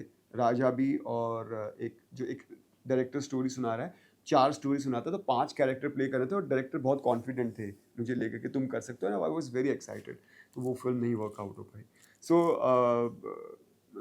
वो उसके बाद मैं हताश हो गया। मैंने कहा क्या करूँ? मैंने कहा चलो ठीक है, कुछ साल वहाँ दे के देखता हूँ, या फिर देखता हूँ शायद डेस्टिनी को ये मंज़ूर होगा। तो मैंने अपने डैड को फ़ोन किया और पापा को बोला कि पापा, मैं सोच रहा हूँ कि मैं दीदी के पास चला जाता हूँ ऑस्ट्रेलिया, और वहीं मेहनत करता हूँ। बोले क्या प्रॉब्लम है? मैंने कहा प्रॉब्लम ये है कि इतने साल हो रहे हैं मैं लगा हुआ हूँ, कुछ ब्रेक नहीं मिल रहा, क्योंकि मैं शुरू से अच्छा रोल, आज तक मैं वही फॉलो कर रहा हूँ। मैं अच्छा रोल करना चाहता हूँ जो मुझे यहाँ से टच हो, जो ऑडियंस को भी टच करे। सो उसी की वेट हो रही थी। सो बोले कि क्या काम? मैंने कहा हाँ, काम नहीं मिल रहा है, पैसों की सख्त ज़रूरत होती है, उसके लिए भी बहुत मारा मारी है। तो बोले क्या दाल रोटी की टेंशन है ना, वो मैं दूंगा। और वो दिन था, और आज का दिन है। मैंने कहा वो सिर्फ उनका कहना था, मुझे इतनी ज़रूरत नहीं पड़ी, बहुत बड़ी बात। पर उन्होंने सपोर्ट किया, उन्होंने बोला, और आज उनकी बदौलत पापा ने इतना साथ दिया कि आज मैं यहाँ हूँ। आई एम श्योर आप वैसे आदमी हो कि वो एक खुददारी, एक ज़मीर वो है कि घर वालों से भी अपने स्ट्रगल के बारे में, ये फाइनेंशियल जो क्रंच आते होंगे उनके बारे में बोलने में शर्माते होंगे। लेकिन ये जो पिताजी ने बोल दिया ना, ये अपने आप में मेंटली आपको साइकोलॉजिकली इतना सपोर्ट है ना या कि बाकी सब दुश्वारियां सब साइड हो जाती हैं। बिल्कुल बिल्कुल। और इस बीच फिर वो जो आपको फ़िल्म मिली थी उसके लिए इतना बल्क अप किए हर चीज़, और मैरी कॉम का आता है और उसमें वो बाल लंबे थे उस फ़िल्म के लिए, फिर इसमें एकदम लीन होना है, छोटे बाल में वो करना जी है। जी और संजय लीला भंसाली प्रोड्यूस कर रहे थे, उनसे मुलाकात हुई जी। और उन्होंने देखते ही जो बोला, वो एक बार किस्सा बताइए आप? वो कमाल की स्टोरी है एक्चुअली। संजय सर के पास मुझे याद है, पहले मैं दिल्ली में था, मुझे एक कॉल आया कि आपको इस फ़िल्म के लिए ऑडिशन देना है। पराग, पराग देसाई, हाँ, उन्होंने कॉल किया था मुझे, श्रुति महाजन और श्रुति पराग देसाई। महाजन ने। सो वो बहुत ही कमाल की स्टोरी है। मैं पहले फिर मैं जब मैं तैयारी करके आया अपनी वहाँ से, दिल्ली से, तो उन्होंने कहा कि ऑडिशन पहले श्रुति महाजन मिलना चाहती है, तो मैं श्रुति से मिला। वो श्रुति ने कहा कास्टिंग डायरेक्टर है, यस, नोन कास्टिंग या डायरेक्टर है। Very well known casting director है। उन्होंने ही मुझे इस फ़िल्म में कराया, और आश्रम में भी उन्होंने ही मुझे प्रकाश जी से मिलवाया। सो उन्होंने कहा कि मेरे उस वक़्त लंबे बाल थे, जैसे मैंने बताया मैं फ़िल्म के लिए कर रहा था। तो वो बोले कि पहले एक काम करते हैं, इसी लुक में तुम्हारा ऑडिशन करेंगे, और सेकंड फिर तुम फट से कटवा कर आना, और फिर दोबारा दूसरी लुक में ट्राई करेंगे। और फिर मैंने वैसे ही ऑडिशन दिया। उमंग सर को बहुत पसंद आया। उमंग सर ने मिलवाया, मैं मिलने गया उनसे, तो मैं जैसे ही एंटर किया उनकी, बहुत ही कमाल का ऑफ़िस है उनका। तो उनके ऑफ़िस में मैं अंदर गया, और उन्होंने 2 मिनट में बोल दिया तुम मेरे ऑनर हो। तो मुझे लगा मेरा तो सिलेक्शन हो गया, अब तो मैं मतलब फ़िल्म में मतलब मैं हीरो हूँ, प्रियंका चोपड़ा के ऑपोज़िट। अच्छा, तब तक पता चल गया था कि प्रियंका चोपड़ा मेन हाँ, लीड। प्रियंका चोपड़ा का तो पहले ही अनाउंस हो चुका था कि मैरी कॉम प्रियंका चोपड़ा प्ले कर रही हैं। सो उसके बाद मुझे कहा गया कि तुम्हें संजय लीला भंसाली सर से मिलना है, और उसके बाद तुम्हारी कास्टिंग का फाइनल होगा। मैंने कहा चलो एक और परीक्षा। परीक्षा देनी पड़ेगी। सो मैं संजय सर से मिला, और उन्होंने 5-10 मिनट हमारी बात हुई। यशराज में मैं मिला था उनसे। वो अपनी फ़िल्म के लिए रिकॉर्डिंग कर रहे थे सॉन्ग की। मैं मिला, और उन्होंने कहा ठीक है। तो मुझे लगा उन्होंने कुछ बोला नहीं, हाँ या ना। मैंने कहा चलो जो भी है बाद में। मेरा थिएटर शो था उसी नाइट को ही, मैं वहाँ से भागा शो के लिए, और फिर ये हुआ कि हाँ, संजय सर को तुम बहुत पसंद आए। मैंने कहा अभी फाइनल एग्रीमेंट? सो उन्होंने कहा कि नहीं, अभी तुम्हारा प्रियंका चोपड़ा के साथ फ़ोटो खींचे जाएँगे, प्रियंका चोपड़ा के साथ मिला जाएगा, और देखा जाएगा तुम हस्बैंड वाइफ हो कि नहीं। तो एक हफ्ते बाद फिर मैं प्रियंका चोपड़ा से मिला। उन शी वाज़ सो काइंड। मुझे याद है मैं वो अपने जिम में वर्कआउट कर रही थी और वहीं मैं गया मिलने के लिए उनसे और हाय हेलो हुआ और फिर अचानक से उमंग सर के साथ मैं उनके ऑफ़िस में गया था पहले और फिर उनके साथ ही गया था, तो उमंग सर बॉम्ब फोड़ देते हैं। कहा ना अब तुम्हारे फ़ोटो खींचे जाएँगे, तब तक मुझे कुछ नहीं बताया गया था कि तो तुम्हारे फ़ोटो खींचे जाएँगे, देखा जाएगा कि तुम हस्बैंड वाइफ लगते हो कि नहीं लगते। मैंने कहा मैं प्रियंका चोपड़ा से पहली बार मिल रहा हूँ, प्रियंका चोपड़ा एंड इतनी बड़ी सुपरस्टार और मैं कैसे ऐसे मतलब बिहेव करूँ कि उसका हस्बैंड दिखूँ। तो मुझे याद है वो जिम से बाहर आ रही थी, बोले चलो फ़ोटो खींचते हैं, बाहर मैं पीछे च मैंने हिम्मत जुटाई, मैं बहुत ही शर्मीला टाइप हूँ, मैं बहुत कम अपने आप को एक्सप्रेस कर पाता हूँ लोगों के जल्दी सामने। खुलते भी नहीं है। टाइम लगता है मुझे, मैं बहुत शर्माता हूँ। मैं पता नहीं बचपन से ऐसा है कि मैं पहले दूसरे के बारे में ज़्यादा सोचता हूँ, अपने बारे में कम कि उसको कैसा लगेगा। पर मैंने यहाँ कहा कि ये तो मेरी लाइफ़ का सवाल है। सो मैंने प्रियंका से पूछा, इतनी हार्ट बीट बढ़ रही थी, मैंने कहा प्रियंका हस्बैंड वाइफ दिखना है, can I hold you like this? She said of course, और क्या, फिर दिखेंगे कैसे? तो उन्होंने इतना मुझे कॉन्फिडेंस दिया। सो वो फ़ोटो अभी तक गूगल पे है। तो मैंने उनको होल्ड किया और अपने आप को कुछ-कुछ स्टोरीज़ बनाई। उससे पहले मेरे पास मुझे पता नहीं था, नहीं तो मैं घर से कुछ स्टोरीज़ बना के आता। पर लेकिन मैंने जो कैरेक्टर प्ले किया तो हमेशा प्रियंका को सोच के किया था कि प्रियंका चोपड़ा मेरी इसमें वाइफ़ होगी तो मैं कैसे बिहेव करूँगा। तो वो मैंने थोड़ा-सा उस वक़्त अपने आप को जगाया और वो फ़ोटो हुआ, फ़ोटो क्लिक हुए और उसके बाद फिर 1 महीना लगा और रोज़ उमंग सर के ऑफ़िस जाता था मैं, वो कहते थे स्क्रिप्ट पढ़ो, बैठो, अपने आप पे काम करो एंड धीरे-धीरे करके 1 महीना लगा। फिर वो मुझे वज़न घटाने वाला जो 1 महीने में आपने 12 किलो घटाए, 10-12 किलो, वो वाला इसी बीच में हुआ? हाँ जी, क्योंकि 1 महीने बाद हमें जाना था तो ये था कि कब होगा। लेकिन हाँ, जब मुझे कन्फर्म किया उसके बाद मेरे पास तकरीबन 15 दिन थे और कि मैं हाँ, लेकिन मैंने कहा मैं उसकी वेट नहीं करूँगा क्योंकि उमंग सर ने पहली मीटिंग में ही मुझे बोला था कि तुम तो बल्क काफ़ी अप। बल्क अप और ओनर ओनर बहुत पतले हैं, तो आप वेट कम कर पाओगे? मैंने कहा सर क्यों नहीं कर पाऊँगा? तो धीरे-धीरे वो खुद ही देख रहे थे जब मैं जो रोज़ उनके ऑफ़िस में जा रहा था, तो वो देख रहे थे कि हाँ, धीरे-धीरे अब ये ऐसा क्या किया भाई 1 महीने में 12 किलो बहुत बड़ी बात होती है। हाँ, बस मैं दौड़ ही रहा था। सुबह, शाम, दिन, रात जब मेरे को टाइम मिलता था मैं कार्डियो करता था और बहुत स्ट्रिक्ट डाइट में उस बीच में मुझे याद है मेरे शोज़ थे पृथ्वी के अंदर। तो पृथ्वी के अंदर जैसे 6 से 8 होता है, शो का टाइमिंग होता है और 8 फिर 9 से 11 तकरीबन। तो 8 सवा 8 बजे आपका खत्म होता है, साढ़े 8 से फिर ऑडियंस आनी स्टार्ट होती है। तो मेरे पास कुछ 20 या 25 मिनट या आधे घंटे का टाइम होता था। तो मैं बीच था वहाँ पीछे। तो मैं अपने कपड़े कैरी करता था, भाग के जाता था। बीच पे जाके मैं आधा घंटा सुपर फ़ास्ट बहुत स्पीड से दौड़ता था। वो जो एक होता है आपको जब जल्दी घटाना होता है, सो आप क्या करते हो कि स्प्रिंट करते हो। 3 मिनट नॉर्मल, 1 मिनट स्प्रिंट कर दो। तो वो उससे हार्ट बीट फ़ास्ट होती है और फैट बहुत कटता है। तो पूरा पसीनों में तर होता था। आता था, फटाक से पृथ्वी के अंदर शावर लेता था, रेडी हो जाता था नेक्स्ट शो के लिए। सो वो था और रोज़ सुबह उठ के करना, वर्कआउट करना और पाम साइज़ प्रोटीन खाना, पाम साइज़ सैलेड और कार्ब्स तो मैं बहुत कम कर दिए थे। लेकिन दिन में 2 मील तो कार्ब्स के मैं रखता ही था। तो वो मैंने फ़ॉलो किया काफ़ी। वो पृथ्वी से याद आया कि जिस दिन संजय लीला भंसाली से मिलने जाना था, उस दिन थिएटर आपका खुद का शो भी था और बड़ा कश्मकश था कि क्या किया जाए? वो कैसे मैनेज किया था? वो बहुत बड़ी जंग थी। वो तो उसमें एक मैं शॉर्ट स्टोरी बना सकता हूँ या फ़िल्म बन सकती है उसमें। क्या हुआ कि मैं काफ़ी देर से मतलब ये था कि संजय सर से मिलना है और मैं वेट कर रहा था काफ़ी टाइम से। तो जब पराग से बात हुई थी, तो पराग ने कहा था कि संजय सर से मिलो। इतने तकरीबन 12 या 1 बजे के करीब उनसे मीटिंग होगी। तो उनके सॉन्ग चल रहा था, आप जानते हैं संजय सर कितने पैशनेटली काम करते हैं। तो वो टाइम करते कुछ 5 बज गए थे, मैं एक जगह पे था। तो मैंने कहा मैं थिएटर शोज़ के लिए जा रहा हूँ, मुझे जाना है और फिर मैं वहाँ से भागा और जैसे ही भागा तो मैं रास्ते मतलब मैं ऑलमोस्ट थिएटर के अंदर घुसा ही हूँ कि पराग का कॉल आ गया कि कल आज रात को ही सर फ्लाई कर रहे हैं, तुम्हारा मिलना बहुत ज़रूरी है। फिर मैंने अपने फ्रेंड्स को बोला कि तुम बस मैंने वहाँ बताया भी नहीं। अभी तक शायद नसीर सर और जयराज सर पहली बार ये सुनेंगे। तो मैं वहाँ से भागा और जाके मैंने कहा मैं शो से पहले आ जाऊँगा। मैं किसी तरह यशराज पहुँचा, उनसे मिला, मीटिंग हुई, वहाँ से भागा। जैसे ही बाहर आया मुझे पता था ऑटो से मैं कभी नहीं पहुँच पाऊँगा, तो मैंने एक बाइक वाले को रोका, उसके हाथ-पैर जोड़े कि भाई प्लीज़ मेरे बहुत इमरजेंसी है मुझे और वहाँ पहुँचना है, आप जो करोगे मैं कर दूँगा आपके लिए, आप मुझे वहाँ तक पहुँचा दो प्लीज़। तो वो बहुत काइंड हार्टेड थे और वो शायद उनको मैं जेन्युइन भी लगा कि मेरी मजबूरी है। उन्होंने मुझे वहाँ ड्रॉप किया है पृथ्वी थिएटर और जैसे ही मैं अंदर घुसा हूँ, मैंने कपड़े चेंज किए, मेरी एंट्री आ गई। वाह! ये मैरी कॉम के दौरान ये NH10 भी साथ में ही चल रही थी ना, वो उसी समय शुरू हो गया था। आप एक समय पे मेरे ख्याल से दिल्ली में शूट कर रहे थे और उदयपुर जाना था, जी। राजस्थान। नहीं, हम लोग मनाली और धर्मशाला में शूट कर रहे मनाली, धर्मशाला और फिर उदयपुर में थे। जी। NH10 के लिए, राइट?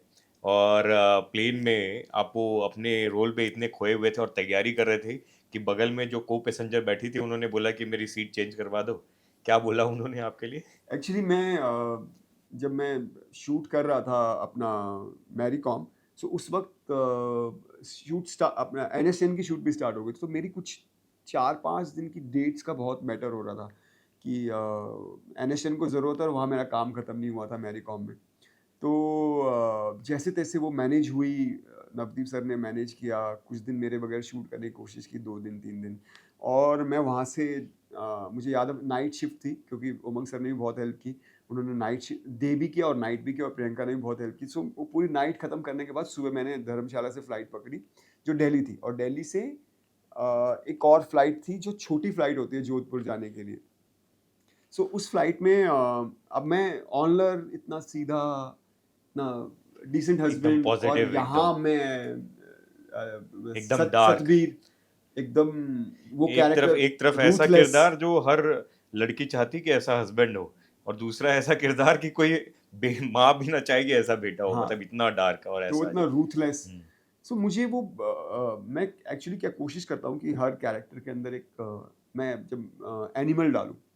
सो मैं कनाडा में गया था और मैंने वर्कशॉप की थी, वहाँ सीखा था। जब मैं कनाडा शोज़ करने जाता था नसीर सर के साथ, तो वहाँ पर मैंने कुछ वर्कशॉप्स जॉइन की थी और वहाँ सीखा था। तो मैं इसमें एक एनिमल कर रहा था, मुझे दूसरे अपने आप को ट्रांसफ़ॉर्म करना था उसमें और क्योंकि सेम डे जाते ही वो लोग मेरी वेट कर रहे थे, शूट था। तो मैं मुझे याद है मैं अब बीच में एक सीट खाली थी और वो लेडी इधर बैठी थी, तो मैं अपना कुछ लाइन्स कर रहा था और मैं अपनी बॉडी को झटके दे रहा था ऐसे, ताकि मैं ट्रांसफ़ॉर्म कर सकूँ उस कैरेक्टर को। सो ये करके वापस आना, फिर लाइन में जाना, वो ध्यान देना, सीन्स पे काम करना, फिर वापस कुछ झटके लेना। तो मैं मैं सच में भूल गया कि मैं कहाँ हूँ, क्योंकि मुझे सिर्फ़ अपना वो घोड़े की पूरी तरह तरीके से एकदम वो फोकस थे। हाँ, क्योंकि कुछ ऑप्शन ही नहीं था, जाते ही शूट करने थे, वो भी बिना सोए।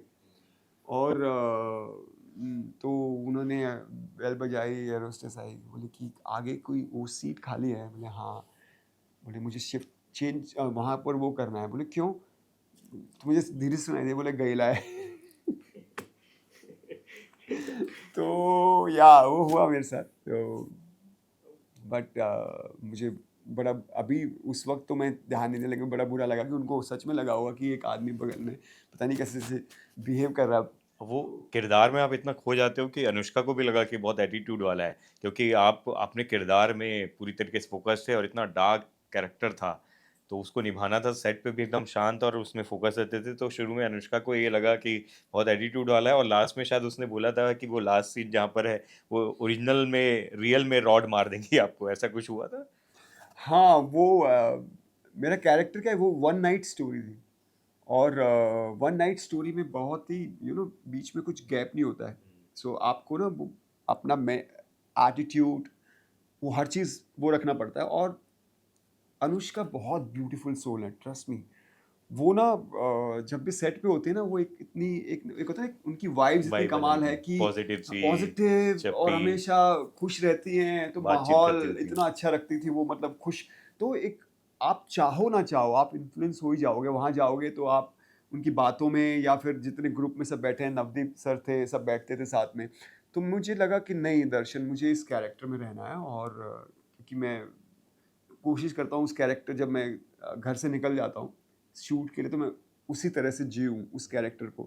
तो मैं वो फॉलो कर रहा था और जैसे अनुष्का अगर उधर बैठी तो मैं 1 किलोमीटर दूर जाके अलग अपनी कुर्सी लेके बैठता था। तो मैंने कई बार सुना है कि उनकी आवाज़ आती थी मुझ तक। कि बहुत एटीट्यूड है इसके अंदर, मैं बताती हूँ रियल में 2-3 बार इसको रॉड मारूँगी। सो मुझे याद है कितनी बार रिहर्सल्स होती थी तो अनुष्का जब रिहर्सल के लिए आते थे तो वो नील के पीछे रहती थी, मेरे सामने भी नहीं आती थी। तो नवदीप सर ने, मुझे याद है हम जोधपुर में थे तो नवदीप सर ने बोला कि अरे रिहर्सल करनी है, सामने तो आप नहीं आम ओके। सो वो शायद हम दोनों की केमिस्ट्री काम आई उस तरह, वो उस तरह से, क्योंकि वो डर जो था और जो मैं मुझे अपने कैरेक्टर पे काम करना था वो दोनों वर्क कर रहा था उसमें में। तो मेरा जब लास्ट में जब हमारा क्लाइमेक्स में हो जाता है तो हम साथ में बैठे थे और मैंने कहा हाय आई एम सतबीर, अभी नहीं मैंने कहा hi I am Darshan, Satbir is over. तो उसके बाद मुझे याद है हम लोग फ़िल्म प्रमोट करने गए थे दिल्ली में और तब अनुष्का के साथ काफ़ी मेरी अच्छी फ्रेंडशिप हो गई एंड हम अच्छी, कहते तुम तो बिल्कुल ऑपोजिट हो उस रोल के। मैंने कहा हाँ, मैं वो सिर्फ कैरेक्टर के लिए कर रहा था। ये भी डेस्टिनी है कि पहले आप उसमें ये जो फिल्म थी उसमें राजकुमार राव, फिदा पिंटो और आप थे, और प्रोड्यूसर शायद कोई और थे, लेकिन फिर अनुष्का आई और फिल्म की अलग ही डेस्टिनी हुई। और वो कितना कमाल उसका इम्पैक्ट था। वो मेरी पहली फ़िल्म थी, एनएसएन जो मैंने साइन की थी वो पहली फ़िल्म थी और मुझे याद है जोगी भाई जो कास्टिंग डायरेक्टर हैं उन्होंने मुझे जोगी बुलाया। मलन। हाँ जी। और थैंक्स टू हिम, उनकी वजह से मैं इस फ़िल्म में रहा, क्योंकि जब वो फ़िल्म की कास्टिंग हो रही थी तो ऑडिशंस के बाद मेरा सिलेक्शन हुआ। जोगी भाई ने कहा कि एक पूरी आओ कास्ट के साथ बैठना चाहते हैं, तो वहाँ फ्रीडा पिंटो भी आई थी, राजकुमार राव भी आए थे और हम सब थे। और ऐसा था कि हम 1 हफ्ते बाद जाने वाले हैं शूट पे, तो फिर कॉल आया कि इवन टिकट्स भी आ गई थी हमारी। तो आया कि नहीं कुछ फ़िल्म पुश हो गई है, तो शायद हम बताएँगे और बताते-बताते पता चला कि पता नहीं फ़िल्म हो रही नहीं हो रही, कुछ आइडिया ही नहीं था उस फ़िल्म के बारे में। फिर मेरी ये जर्नी स्टार्ट हुई। उस वक़्त मैं देवों के देव महादेव कर रहा था। सो आई थिंक शुक्र भगवान की कृपा हुई मुझ पे, क्योंकि मैं शुक्राचार्य, मैंने बड़ी शिद्दत से प्ले किया। तो उसके बाद इसका कॉल आया मैरी कॉम का, मैरी कॉम स्टार्ट हो गई, फिर पता चला अनुष्का आ गई हैं फ़िल्म के अंदर और पूरी कास्ट चेंज हो रही है, पर जोगी भाई मेरे साथ खड़े रहे। उन्होंने कमाल। कहा कि दर्शन बहुत कमाल का एक्टर, आप उन्हीं को रखो। तो पूरी कास्ट चेंज हो गई थी, सिर्फ मैं ही बचा था। भाई क्योंकि ये ना एन वाला जो सतबीर का रोल है बहुत डिफरेंट है, बहुत ही इंटेंस, बहुत डार्क। जब ऑडिशन दे रहे थे या जब प्ले कर रहे थे, क्या चल रहा था? वो कौन-सा एनिमल इंस्टिंक्ट है जो लेकर आए थे? ये जो इतने सालों का, वो इतने समय का संघर्ष था, वो निकाल के लाए? क्या क्या किया ऐसा? क्योंकि वो इतना रोंगटे खड़े कर देता है यार, डर लगता है उससे। जी, जी। एक्चुअली ये मेरा थिएटर बैकग्राउंड काम आया उस वक़्त, क्योंकि थिएटर में मैं इतना काम कर रहा था, अपने आप पे काम कर रहा था। इवन मैं ऐसा था कि क्या होता है थिएटर में आप सारे कैरेक्टर्स नहीं प्ले करते हैं। आप एक पर्टिकुलर रोल प्ले करते हैं, दूसरे नसीर सर थे या रत्ना मैम थी या और कैरेक्टर्स भी प्ले करते थे। तो मैं कोशिश करता था कि जो दूसरे कैरेक्टर्स हैं, मैं अपना तो कर ही रहा हूँ क्योंकि मेरा पार्ट तो मैं प्ले कर रहा हूँ, उसमें नया-नया लेयर्स लाने की कोशिश करता था। तो लेकिन ये कोशिश करता था कि मैं दूसरे कैरेक्टर भी प्ले करूँ, ताकि मेरा एज़ एन एक्टर अपने आप को मैं निखार सकूँ। तो मैं नसीर सर के रोल्स प्रिपेयर करता था या फिर कोई दूसरा बहुत इंटरेस्टिंग कैरेक्टर हुआ तो अपने घर पे, क्योंकि वहाँ तो नसीर सर ही थे। सो वो काम जो मैंने किया, वो अपने क्राफ्ट पे, वो इन ऑडिशंस में काम आता। मेरे कितनी बार हुआ कि मेरे बड़ी फ़िल्मों में मेरा ऑलमोस्ट ऑडिशंस की वज़ह से हो गया था।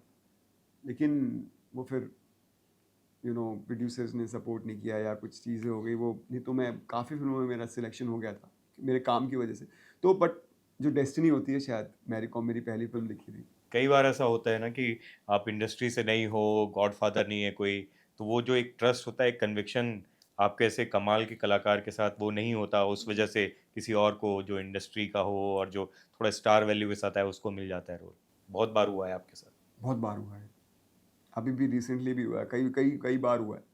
अभी अभी रिसेंटली मेरे साथ ऐसा हो रहा है कि मैं नाम नहीं लूँगा, लेकिन बहुत ए लिस्टेड डायरेक्टर्स हैं काफ़ी, जो मुझे लेके फ़िल्म बनाना चाहते हैं, क्योंकि वो कह रहे हैं कि तुम कैपेबल हो, तुम और जिस तरह का हमें स्ट्रॉन्ग एक्टर चाहिए तुम प्ले कर सकते हो। लेकिन प्रोड्यूसर्स रेडी नहीं हैं, क्योंकि वो डायरेक्टर्स बड़े हैं, उनकी फ़ीस बड़ी होती है, फिर उनका प्रोजेक्ट्स भी बड़े होते हैं, तो कहते हैं तुम पुल ऑफ नहीं कर पाओगे। मतलब इतना हमें थोड़ा इतना बड़ा रिस्क लेना पड़ेगा इस अमाउंट में लेके। तो वो ज़िद्दो-ज़हद अभी भी चल रही है कि दर्शन को लेके मतलब इतनी बड़ी फिल्म माउंट करें कि नहीं करें। लेकिन मैं अब विवेक जी को आप देख लीजिए, विवेक जी ने आज 35-40 करोड़ की फिल्म मुझे लीड में लेके बनाई है ना, और आज वो लोग उसको इतना प्यार कर रहे हैं। मैंने कम से कम 150 या 200 या से भी ज़्यादा मैंने अभी यूट्यूब पे ये देखे हैं रिव्यूज़ लोगों के। सबके मुँह से ये निकला कमाल कास्ट, कमाल के एक्टर्स, कमाल का कॉन्सेप्ट। मैं आप एक जगह मैंने ये नहीं सुना कि इस फ़िल्म में कोई ए लिस्टर क्यों नहीं लिया या कोई सुपरस्टार को क्यों नहीं लिया। सब कह रहे हैं यार ये कहाँ हमें हमें फिल्म देखनी है।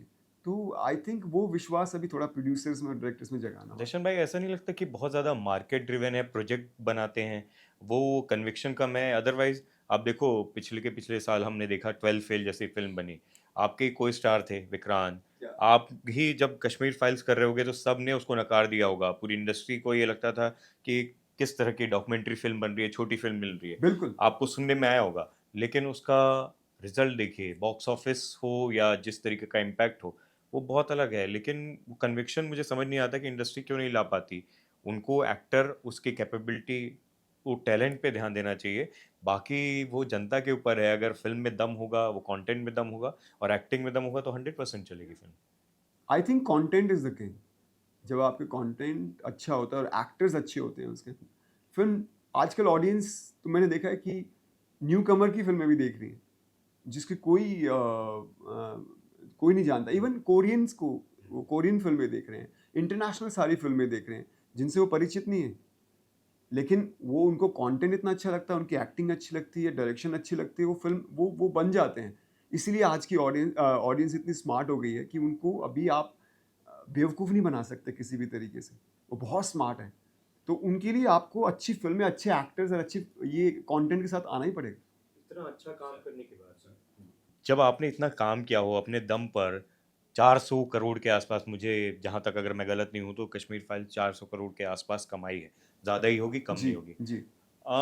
ऐसे में जब आज भी, जब प्रोड्यूसर्स विश्वास नहीं दिखाते या डायरेक्टर्स आपके ऊपर पूरे ट्रस्ट कर रहे हों, अपनी कन्विक्शन के साथ आपके साथ प्रोजेक्ट करना चाह रहे हों, लेकिन कहीं न कहीं मामला अटक जाए या रिप्लेस कर दिया है, आपको उस समय कोफ्त नहीं होती? या वो, और दूसरा, कोफ्त होने के बाद भी कैसे इतनी पॉजिटिवली बाउंस बैक करते हो और वो मुस्कुराहट के साथ फिर से अगले प्रोजेक्ट के लिए आगे बढ़ते हो?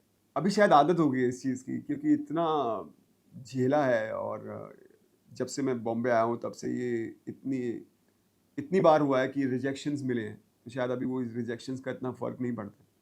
तो बस वो है कि अर्जुन की तरह मछली की आँख दिखती है, बस अपना फ़ोकस्ड रहता हूँ, कोशिश करता हूँ जो जो भी अच्छा काम करना है। क्योंकि मुझे याद है कश्मीर फाइल्स, जैसे आपने कहा कि कश्मीर फाइल्स के बाद मेरे पास फ़िल्में आई, बट सिमिलर तरीके की। बड़े ए लिस्टर्स की नहीं, लेकिन अच्छे डायरेक्टर्स की, जो नए हैं, जो काम करना चाहते हैं। लेकिन मैं सेम ज़ोन में नहीं जाना चाहता। तो इवन एनिस्टाइन के बाद भी मुझे जहाँ तक ध्यान है कि आपको उसी तरह के बैक टू बैक रोल्स मिल रहे थे। हाँ, एनएस-10 के बाद ये हो गया, जब मैंने मैरी कॉम की थी तो उसके बाद डिसेंट हस्बैंड की रोल स्टार्ट हो गए थे बहुत मिलने, क्योंकि मैं हर अवार्ड में नॉमिनेटेड था, मेरे काम को सराहा गया था। फिर एनएस-10 आई तो एनएस-10 के बाद जो विलन चाहिए, जिसको चाहिए वो मुझे बुला रहे थे उसके लिए। और टच वुड ऐसे हुआ कि जो भी मैं काम अभी मैं करता हूँ उसके बाद उसी तरह के रोल आने शुरू हो जाते हैं। बट एज़ एन एक्टर कोशिश करता हूँ कि कुछ डिफरेंट करूँ, क्योंकि वही हमें ये हमें किक देता हिम्मत है। कहाँ से लेके आते हो कि इस एक तरफ इतना सारा वो रिप्लेसमेंट हो रहा है, हर चीज़ हो रहा है, और ऑब्वियसली वो मतलब इस महंगे शहर में और इस ऐसे गला काट कंपटीशन वाले इंडस्ट्री में आप काम कर रहे हो, लेकिन वो ग्रीड नहीं है, वो लालच नहीं है कि काम आ रहा है तो उसको पकड़ते जाएं। जैसे हम बहुत सारे पुराने स्टार्स के बारे में जब देखते हैं, तो वो बिना स्क्रिप्ट सुने, बिना रोल के बारे में जाने, वो लगातार रोल कर रहे थे। अब उसमें क्या हिट होता है, क्या है, उनको उसका रिज़ल्ट का नहीं पता था। लेकिन आप कैसे वो मादा लेके आ पाते हो कि अगली फ़िल्म मुझे अलग करना है, उसमें सब कुछ झोंकना है? मैं जब भी कुछ स्क्रिप्ट पढ़ता हूँ, मैं एज़ अ ऑडियंस पढ़ता हूँ। वन गो में पढ़ता हूँ, मैं बैठता हूँ कॉफ़ी लेके और उसको फिनिश करके उठता हूँ ना, मेरे पास फ़ोन होता है। तो मैं एज़ अ ऑडियंस फ़ील करता हूँ कि हाँ, ये मैंने फ़िल्म देखनी, अगर मैं देखने गया होता और ये फ़िल्म बनी है, तो मुझे कैसा लगेगा? अगर यहाँ से आवाज़ आती है कि कमाल बनने वाली है फिल्म, तो मैं उसी वक्त कहता हूँ हाँ मुझे ये करनी है फिल्म। और मेरे कैरेक्टर में एक ऑनेस्ट फिल्म है, रियल स्टोरी, या मतलब जिस तरह की भी जो स्टोरी जो लिखी हुई है, कमर्शियल भी फिल्म है, तो वो लोगों के दिलों को छुएगी कि नहीं छुएगी, या मेरे कैरेक्टर में कितना मीट है, कितना मैं इसमें डाल सकता हूँ एज एन एक्टर, और कितना इसको बिलीवेबल बना सकता हूँ। तो जब मुझे लगता है कि हाँ ये कुछ अलग फिल्म है, कमाल करेगी, तो मैं हाँ यहाँ से निकलता है तो सिक्स सेंस काम आती है उस वक्त। NH10, मैरी कॉम, सरबजीत जैसी फिल्म इतना अच्छा काम कर लिया था और इसके लिए कॉम्प्लीमेंट भी मिल रहे होंगे, लेकिन उसके बाद भी कश्मीर फाइल्स आने तक काफ़ी गैप हुआ। जी, काफ़ी गैप हुआ। मतलब टचवुड मैं हर फ़िल्म जिसमें मैंने काम किया उसके लिए मैं नॉमिनेटेड रहा, मेरी सराहना हुई, लेकिन काम की ज़िद्दो-ज़ैद तो रही कि अगर मुझे बहुत से लोगों ने, मेरे फ्रेंड्स ने बोला था मैरी कॉम के बाद तो अब तुम, संजय लीला बंसाली सर ने तुम्हें लॉन्च किया जी, लाइफ और एकदम सेट है। प्रियंका चोपड़ा के ऑपोज़िट तुम आए, अब तो तुम्हारी लाइफ़ चेंज हो जाएगी। लेकिन पता नहीं, शायद प्रोड्यूसर डायरेक्टर्स को उस वक़्त भी लग रहा था, अभी भी लग रहा है कि द कश्मीर फाइल्स के बाद भी मुझे लगा था कि अब तो शायद, क्योंकि मैं इतनी बड़ी फ़िल्म के लीड में, और इतनी बड़ी हिट होने के बाद तो काफ़ी बदलाव आएगा। बट या वो जारी है। वो जद्दोजहद है।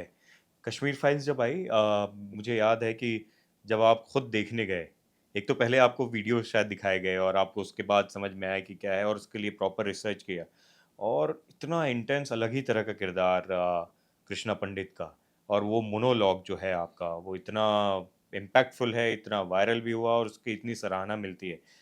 जब आप कर रहे थे, फिर से पूछूंगा वो प्रोसेस क्या था? प्रोसेस ये था कि जब मुझे फ़िल्म मिली, सबसे पहले मैंने उसके बारे में रिसर्च किया, और मैं उस फ़िल्म के बाद उस जो कश्मीरी पंडितों को बीता था, मैं कुछ नहीं जानता था उसके बारे में, और मुझे खुद कश्मीरी पंडित प्ले करना था, और कृष्णा पंडित जो बिलीव नहीं करता था इन सब में, जब अपने दादाजी की अस्थियाँ लेके जाता है कश्मीर, और वहाँ पर मिठुन दास से मिलते हैं, उनके फ्रेंड से मिलते हैं दादाजी के, तो जब वो रियलिटी से रूबरू होते हैं, और तो वो जो उसके शौक धीरे धीरे, ऐसा नहीं था कि मैं वो कैरेक्टर को एक बार प्रिपेयर कर लिया मेंटली, वो धीरे धीरे धीरे धीरे धीरे धीरे धीरे उसके अंदर एक है ना था, घड़ा भरता जा रहा था, भरता जा रहा था, और वो आके फिर वो उसको फटना था अपनी पूरे दुनिया के सामने, उसको बताना था कि सच्चाई क्या है।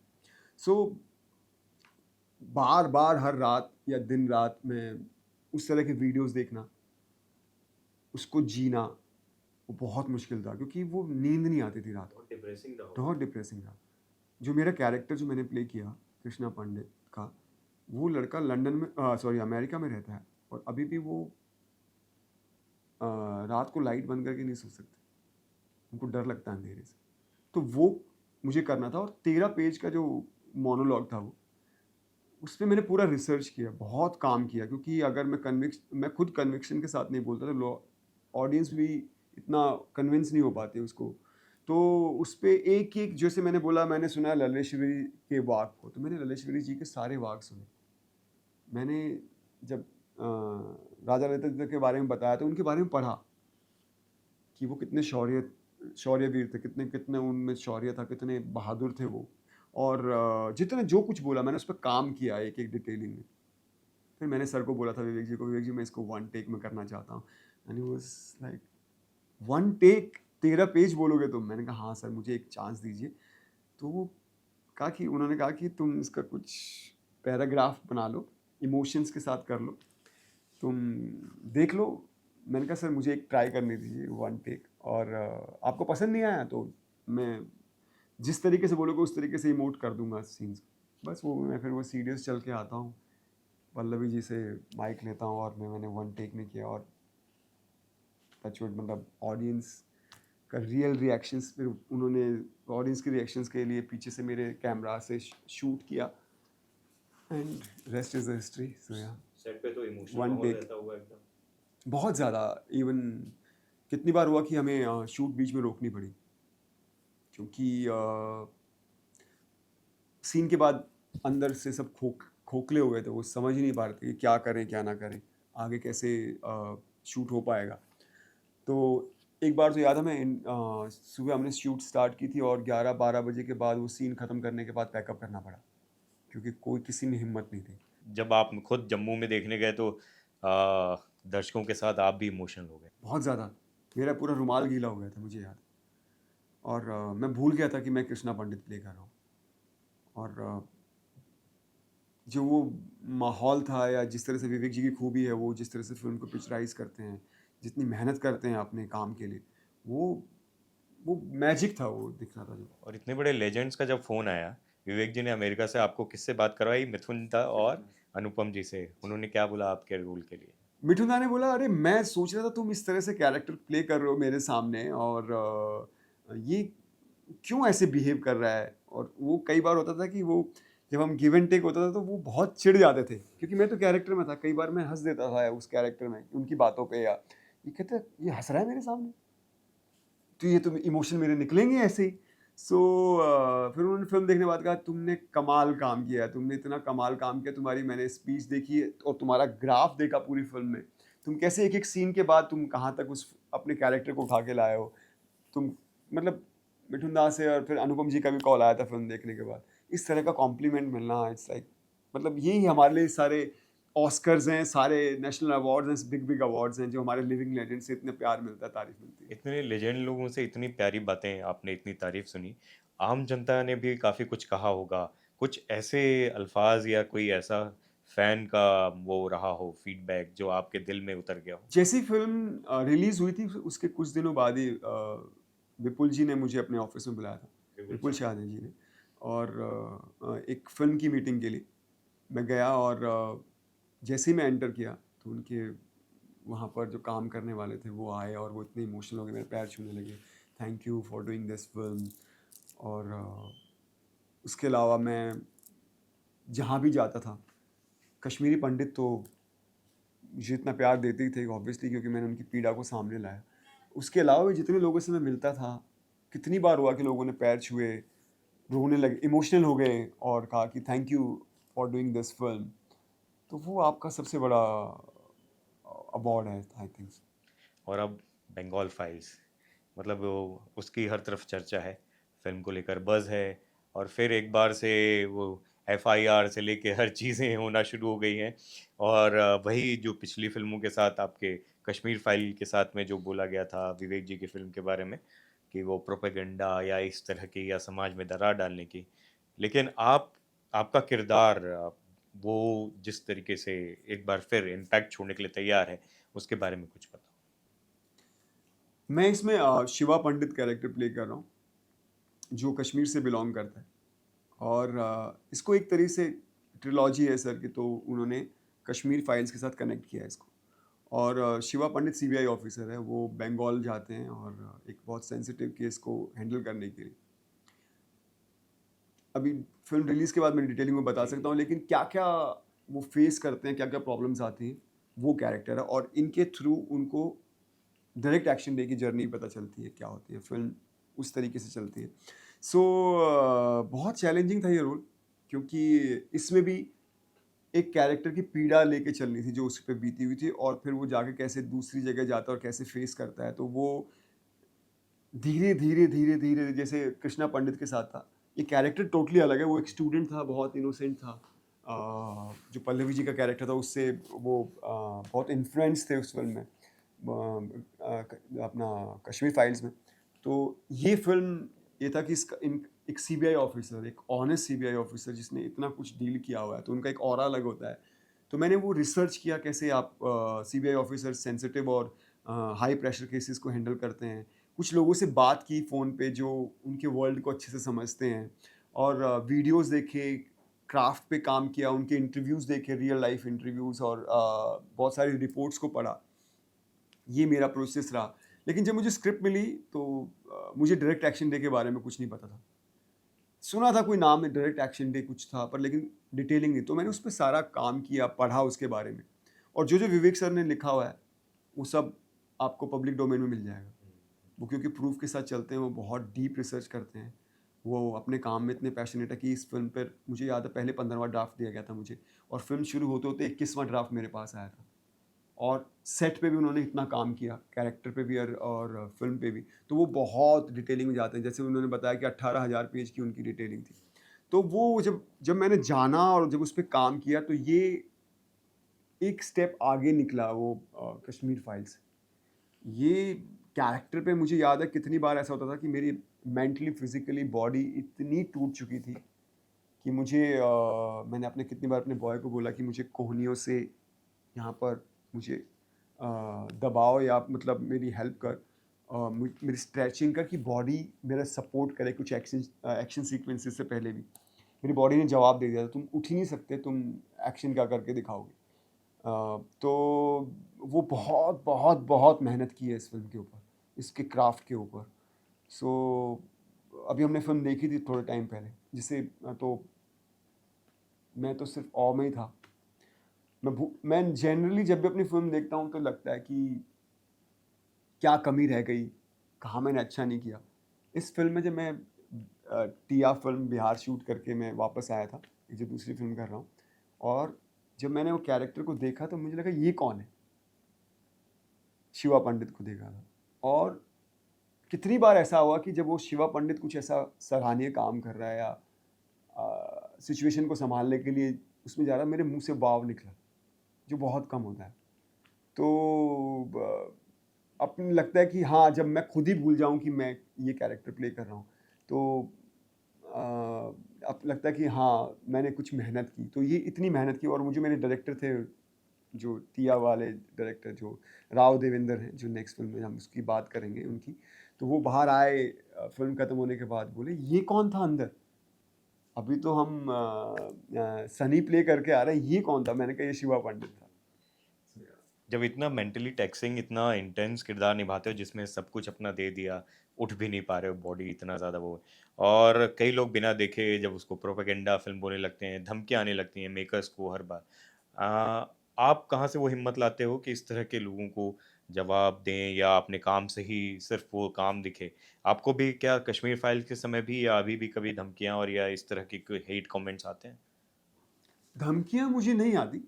मेरे अभी भी जो कुछ कमेंट्स हैं वो ये लिखे गए हैं कि तुम इतने कमाल के एक्टर हो, इतने अच्छे एक्टर हो, तो इस तरह की फ़िल्में क्यों कर रहे हो? किस तरह की फ़िल्में? फ़िल्म साइन करने से पहले मैं कोशिश करता हूँ कि मैं ऐसी स्टोरीज़ का पार्ट क बनूँ जो मैटर करें लोगों के लिए। जिस एक ये स्टोरीज़ कश्मीर फाइल्स हुई या बंगाल फाइल्स हुई, ये एक कन्वर्सेशन स्टार्ट करती हैं। ये लाइफ़ की रियलिटी बताती हैं। अगर हम फ़िल्म बना सकते हैं मुगल्स पे, अगर हम फ़िल्म बना सकते हैं जलियांवाला बाग पे, या हम फ़िल्म बना सकते हैं जो अनफॉर्चुनेटली जो कांड हुआ ताज पे, ताज होटल का, जो ये हमारी हिस्ट्री है, हम इसको हम चेंज नहीं कर सकते। जब उस और हिस्ट्री को जानना मुझे लगता है, इसलिए हमारे सब्जेक्ट्स में स्कूल में हिस्ट्री रखी जाती है, क्योंकि हिस्ट्री को जानना बहुत ज़रूरी है। जब आप हिस्ट्री को जानते हो तो वो रिपीट नहीं होती। आप उसके लिए अवेयर रहते हो कि ये दोबारा ना हो हमारे साथ, तो उसको जब बताना, इसलिए हमें शायद स्कूलों में पढ़ाया भी जाता है। तो ये जब इस पे फ़िल्में बन सकती हैं, तो डायरेक्ट एक्शन डे पे क्यों नहीं? जो पन्ना हमें स्कूल में नहीं पढ़ाया गया, जिसके बारे में हम जानते नहीं हैं, जो सच्चाई है, तो वो जो इंटरनेशनल मीडिया ने जिसके बारे में लिखा है, दुनिया जानती है, बस हम ही नहीं जानते। तो हमें पता होना चाहिए। तो उस पे फ़िल्म करने में, तो मुझे नहीं लगता वो प्रोपेगेंडा है।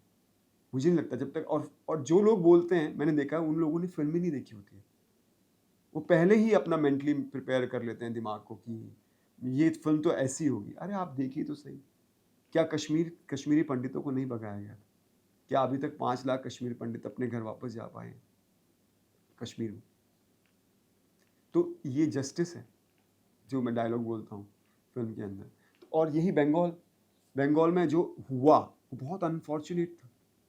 वो हम किसी धर्म के खिलाफ नहीं बोल रहे। इवन मैंने कश्मीर फाइल्स में भी जो मेरा क्लाइमेक्स जो मैंने बोला है, उसमें बोला है, मेरे लाइन्स बहुत क्लियर है। वो इतनी हिट भी हुई थी कि सिर्फ हिंदुओं को नहीं मारा गया, बल्कि पढ़े लिखे मुस्लिमों को मारा गया, सिखों को मारा गया, दलितों को मारा गया, गुज्जरों को मारा गया, जाटों को मारा गया वहाँ पर उग्रवादियों के द्वारा। टेररिज्म का वर्ड यूज़ किया, हम किसी धर्म के बारे में नहीं बात की। और यहाँ अभी भी हम किसी धर्म के बारे फ़िल्म देखेंगे ना, तब आपको रियलाइज़ होगा, ये फ़िल्म किसी धर्म की बात ही नहीं कर रही। ये बात कर रही है पॉलिटिक्स की, कि कुछ लोगों ने अपने फ़ायदे के लिए कैसे देश को डिवाइड हो गया। कैसे लोग पॉलिटिकली एक दूसरे को बाँटते हैं। मेरा डायलॉग है फिल्म के अंदर कि क्यों हम आज़ादी के 80 साल 78 या 80 साल के बाद भी हम उसी कम्युनल पॉलिटिक्स से लड़ रहे हैं। यहाँ पर इस फिल्म में जो बात हो रही है वो हिस्ट्री की बात हो रही है और वो हुआ, तो वो दिखाने में हर्ज नहीं है। आप पहले फिल्म तो देखिए, उसके बाद आप उस पे प्रतिक्रिया दीजिए। सो या और अगर आप मेरी हिस्ट्री देखेंगे, तो मैं तो आश्रम भी प्ले करता हूँ। हमारे ऊपर अटैक हुआ भोपाल में। तो आश्रम में तो हम एक कॉन मैन के बारे में बता रहे थे, जो बाबा का रूप धर के बैठा। उसको मैं और लॉ मेकर का रोल निभा रहे थे आप तो उसमें। हाँ, मैं कॉप प्ले कर रहा था। तो वो कॉप जो अभी पकड़ लेते हैं उसको कॉन मैन को, तो उसके लिए भी काफ़ी कुछ बीच में बातें हुई, लेकिन लोगों को कितना अवेयर कराया उसने। आप बिल्कुल हमारे इतने अच्छे गुरु हैं, मैं उनमें बिलीव करता हूँ, सब में बिलीव करता हूँ, लेकिन आप अवेयर रहें। कुछ लोग जो अपने फ़ायदे के लिए ऐसा करें, तो हमने वो दिखाया। तो हमने वो पूरे गुरुओं के बारे में बात नहीं की कि सारे गुरु ऐसे हैं। ऐसे ही हम अभी जो बात कर रहे हैं, हम किसी एक कम्युनिटी के बारे में बात नहीं कर रहे हैं कि सब ऐसे हैं। मैंने सरबजीत प्ले किया। सरबजीत में मैंने एक ऐसा कैरेक्टर प्ले किया पाकिस्तान का, अवैध शेख, जो एक इंसानियत का चेहरा कह सकते हैं, जिसने अपनी ज़िंदगी, अपने परिवार की ज़िंदगी दाँव पे लगा दी। और ये real characters, real real character life से में। सरबजीत को छुड़वा दिया उन्होंने। बाघा बॉर्डर तक खुद आए थे उसको छोड़ने के लिए, लेकिन पॉलिटिक्स हो गई और बोला अरे ये तो चेंज हो गई, ये तो वो सरबजीत नहीं, कोई और आ गया गलती से। लेकिन फिर उन पे अटैक हुए, उनकी फैमिली पे अटैक हुए और उनको देश छोड़ के यूरोप में शिफ्ट होना पड़ा। तो मैं तो वो एक्टर हूँ जो कोशिश करता हूँ जितनी सच्चाई है वो लोगों के सामने लाऊं। फैमिली मैन के बारे में भी, क्योंकि एक तरफ आप आश्रम में लॉ मेकर पुलिस वाले बने हो, तो फैमिली मैन में एकदम लॉ ब्रेकर बने हुए हो। और उसका बहुत ज़्यादा एक्साइटमेंट भी है कि सीजन कब आएगा, क्या है उसके बारे में बताओ, क्योंकि आपके फैंस जो हैं और इस सीरीज़ के भी फैंस वो दोनों चाहते हैं। बहुत जल्द आने वाला है उसकी, मतलब हमारी डबिंग खत्म हो गई है, शूटिंग खत्म हो गई है और सारा काम हो चुका है। बस एक टीजर भी डाला है हल्का सा, बट डेट अनाउंस करना है, तो कुछ महीनों के अंदर मतलब वो आने ही वाला है बहुत जल्द। और ओटीटी जैसे प्लेटफॉर्म जो आए हैं, जैसे आश्रम की बात करें या फैमिली मैन की, वो कहीं ना कहीं आपके जैसे जो इतने ज़बरदस्त एक्टर्स हैं उनके लिए एक बहुत बढ़िया प्लेटफॉर्म बना। बिल्कुल, मुझे लगता है, मैं पहले भी कई बार बोल चुका हूँ, बट मैं क्रिकेट बहुत पसंद करता हूँ, तो इसलिए बोल सकता हूँ कि फ़िल्में टेस्ट मैच फ़िल्में होती हैं जो T20 मैच की तरह होती हैं, और या वेब सीरीज़ आपको टेस्ट मैच लगता है और आपको लंबी इनिंग्स खेलने का मौका मिलता है एज़ एन एक्टर। तो और मैंने देखा है जितने भी आप फ़िल्म जब जाते हो, आप पूरी कम्युनिटी के साथ, एक फ्रेंड्स के साथ या और बहुत लोगों के साथ देखते हो, तो वो एक्सपीरियंस होता है। लेकिन जब आप वेब सीरीज़ देखते हो, अपने घर पे अकेले होते हो या फिर मोबाइल पे देखते हो, तो आपका पर्सनल स्पेस बन जाता है और आप एक-एक कैरेक्टर के साथ जुड़ जाते हो। जैसे उजागर सिंह के साथ या जैसे अभी आप मेजर समीर के साथ इतने जुड़े हुए हैं लोग कि मैं अभी लंदन शूट कर रहा था फैमिली मैन की, और थोड़ा ब्रेक मिला तो कॉफ़ी शॉप गया और मैंने अपने जो हमारे कुछ यूनिट के लोग थे साथ में थे, तो हमने ऑर्डर किया और मैंने जब कार्ड दिया पैसे के लिए, बोले मेजर समीर, उजागर सिंह जी, हम आपसे कैसे पैसे ले सकते हैं। सो जब इस तरह का प्यार मिलता है तो आश्रम का तो अलग ही इम्पैक्ट है, मतलब उसका तो इतना ज़्यादा पेनिट्रेशन है, इतना मासी है कि वो किरदार के नाम से आपको लोग बुलाते होंगे। जी, जी, हर जगह। कई जगह तो मतलब मैक्सिमम उजागर सिंह तो बहुत मतलब मैं एयरपोर्ट्स पे जब जाता हूँ या कहीं पे भी जाता हूँ, तो मैं मास्क में होता हूँ, कैप होती थी, कोविड टाइम तो वो था, मैं ग्लासेस होते थे, सब कवर्ड। तो वो जो ऑफ़िसर्स होते हैं जो चेक करते हैं, कहते हैं उजागर सिंह जी नेक्स्ट सीज़न कब आ रहा है? तो ये प्यार है, ये प्यार मिलता है उससे, तो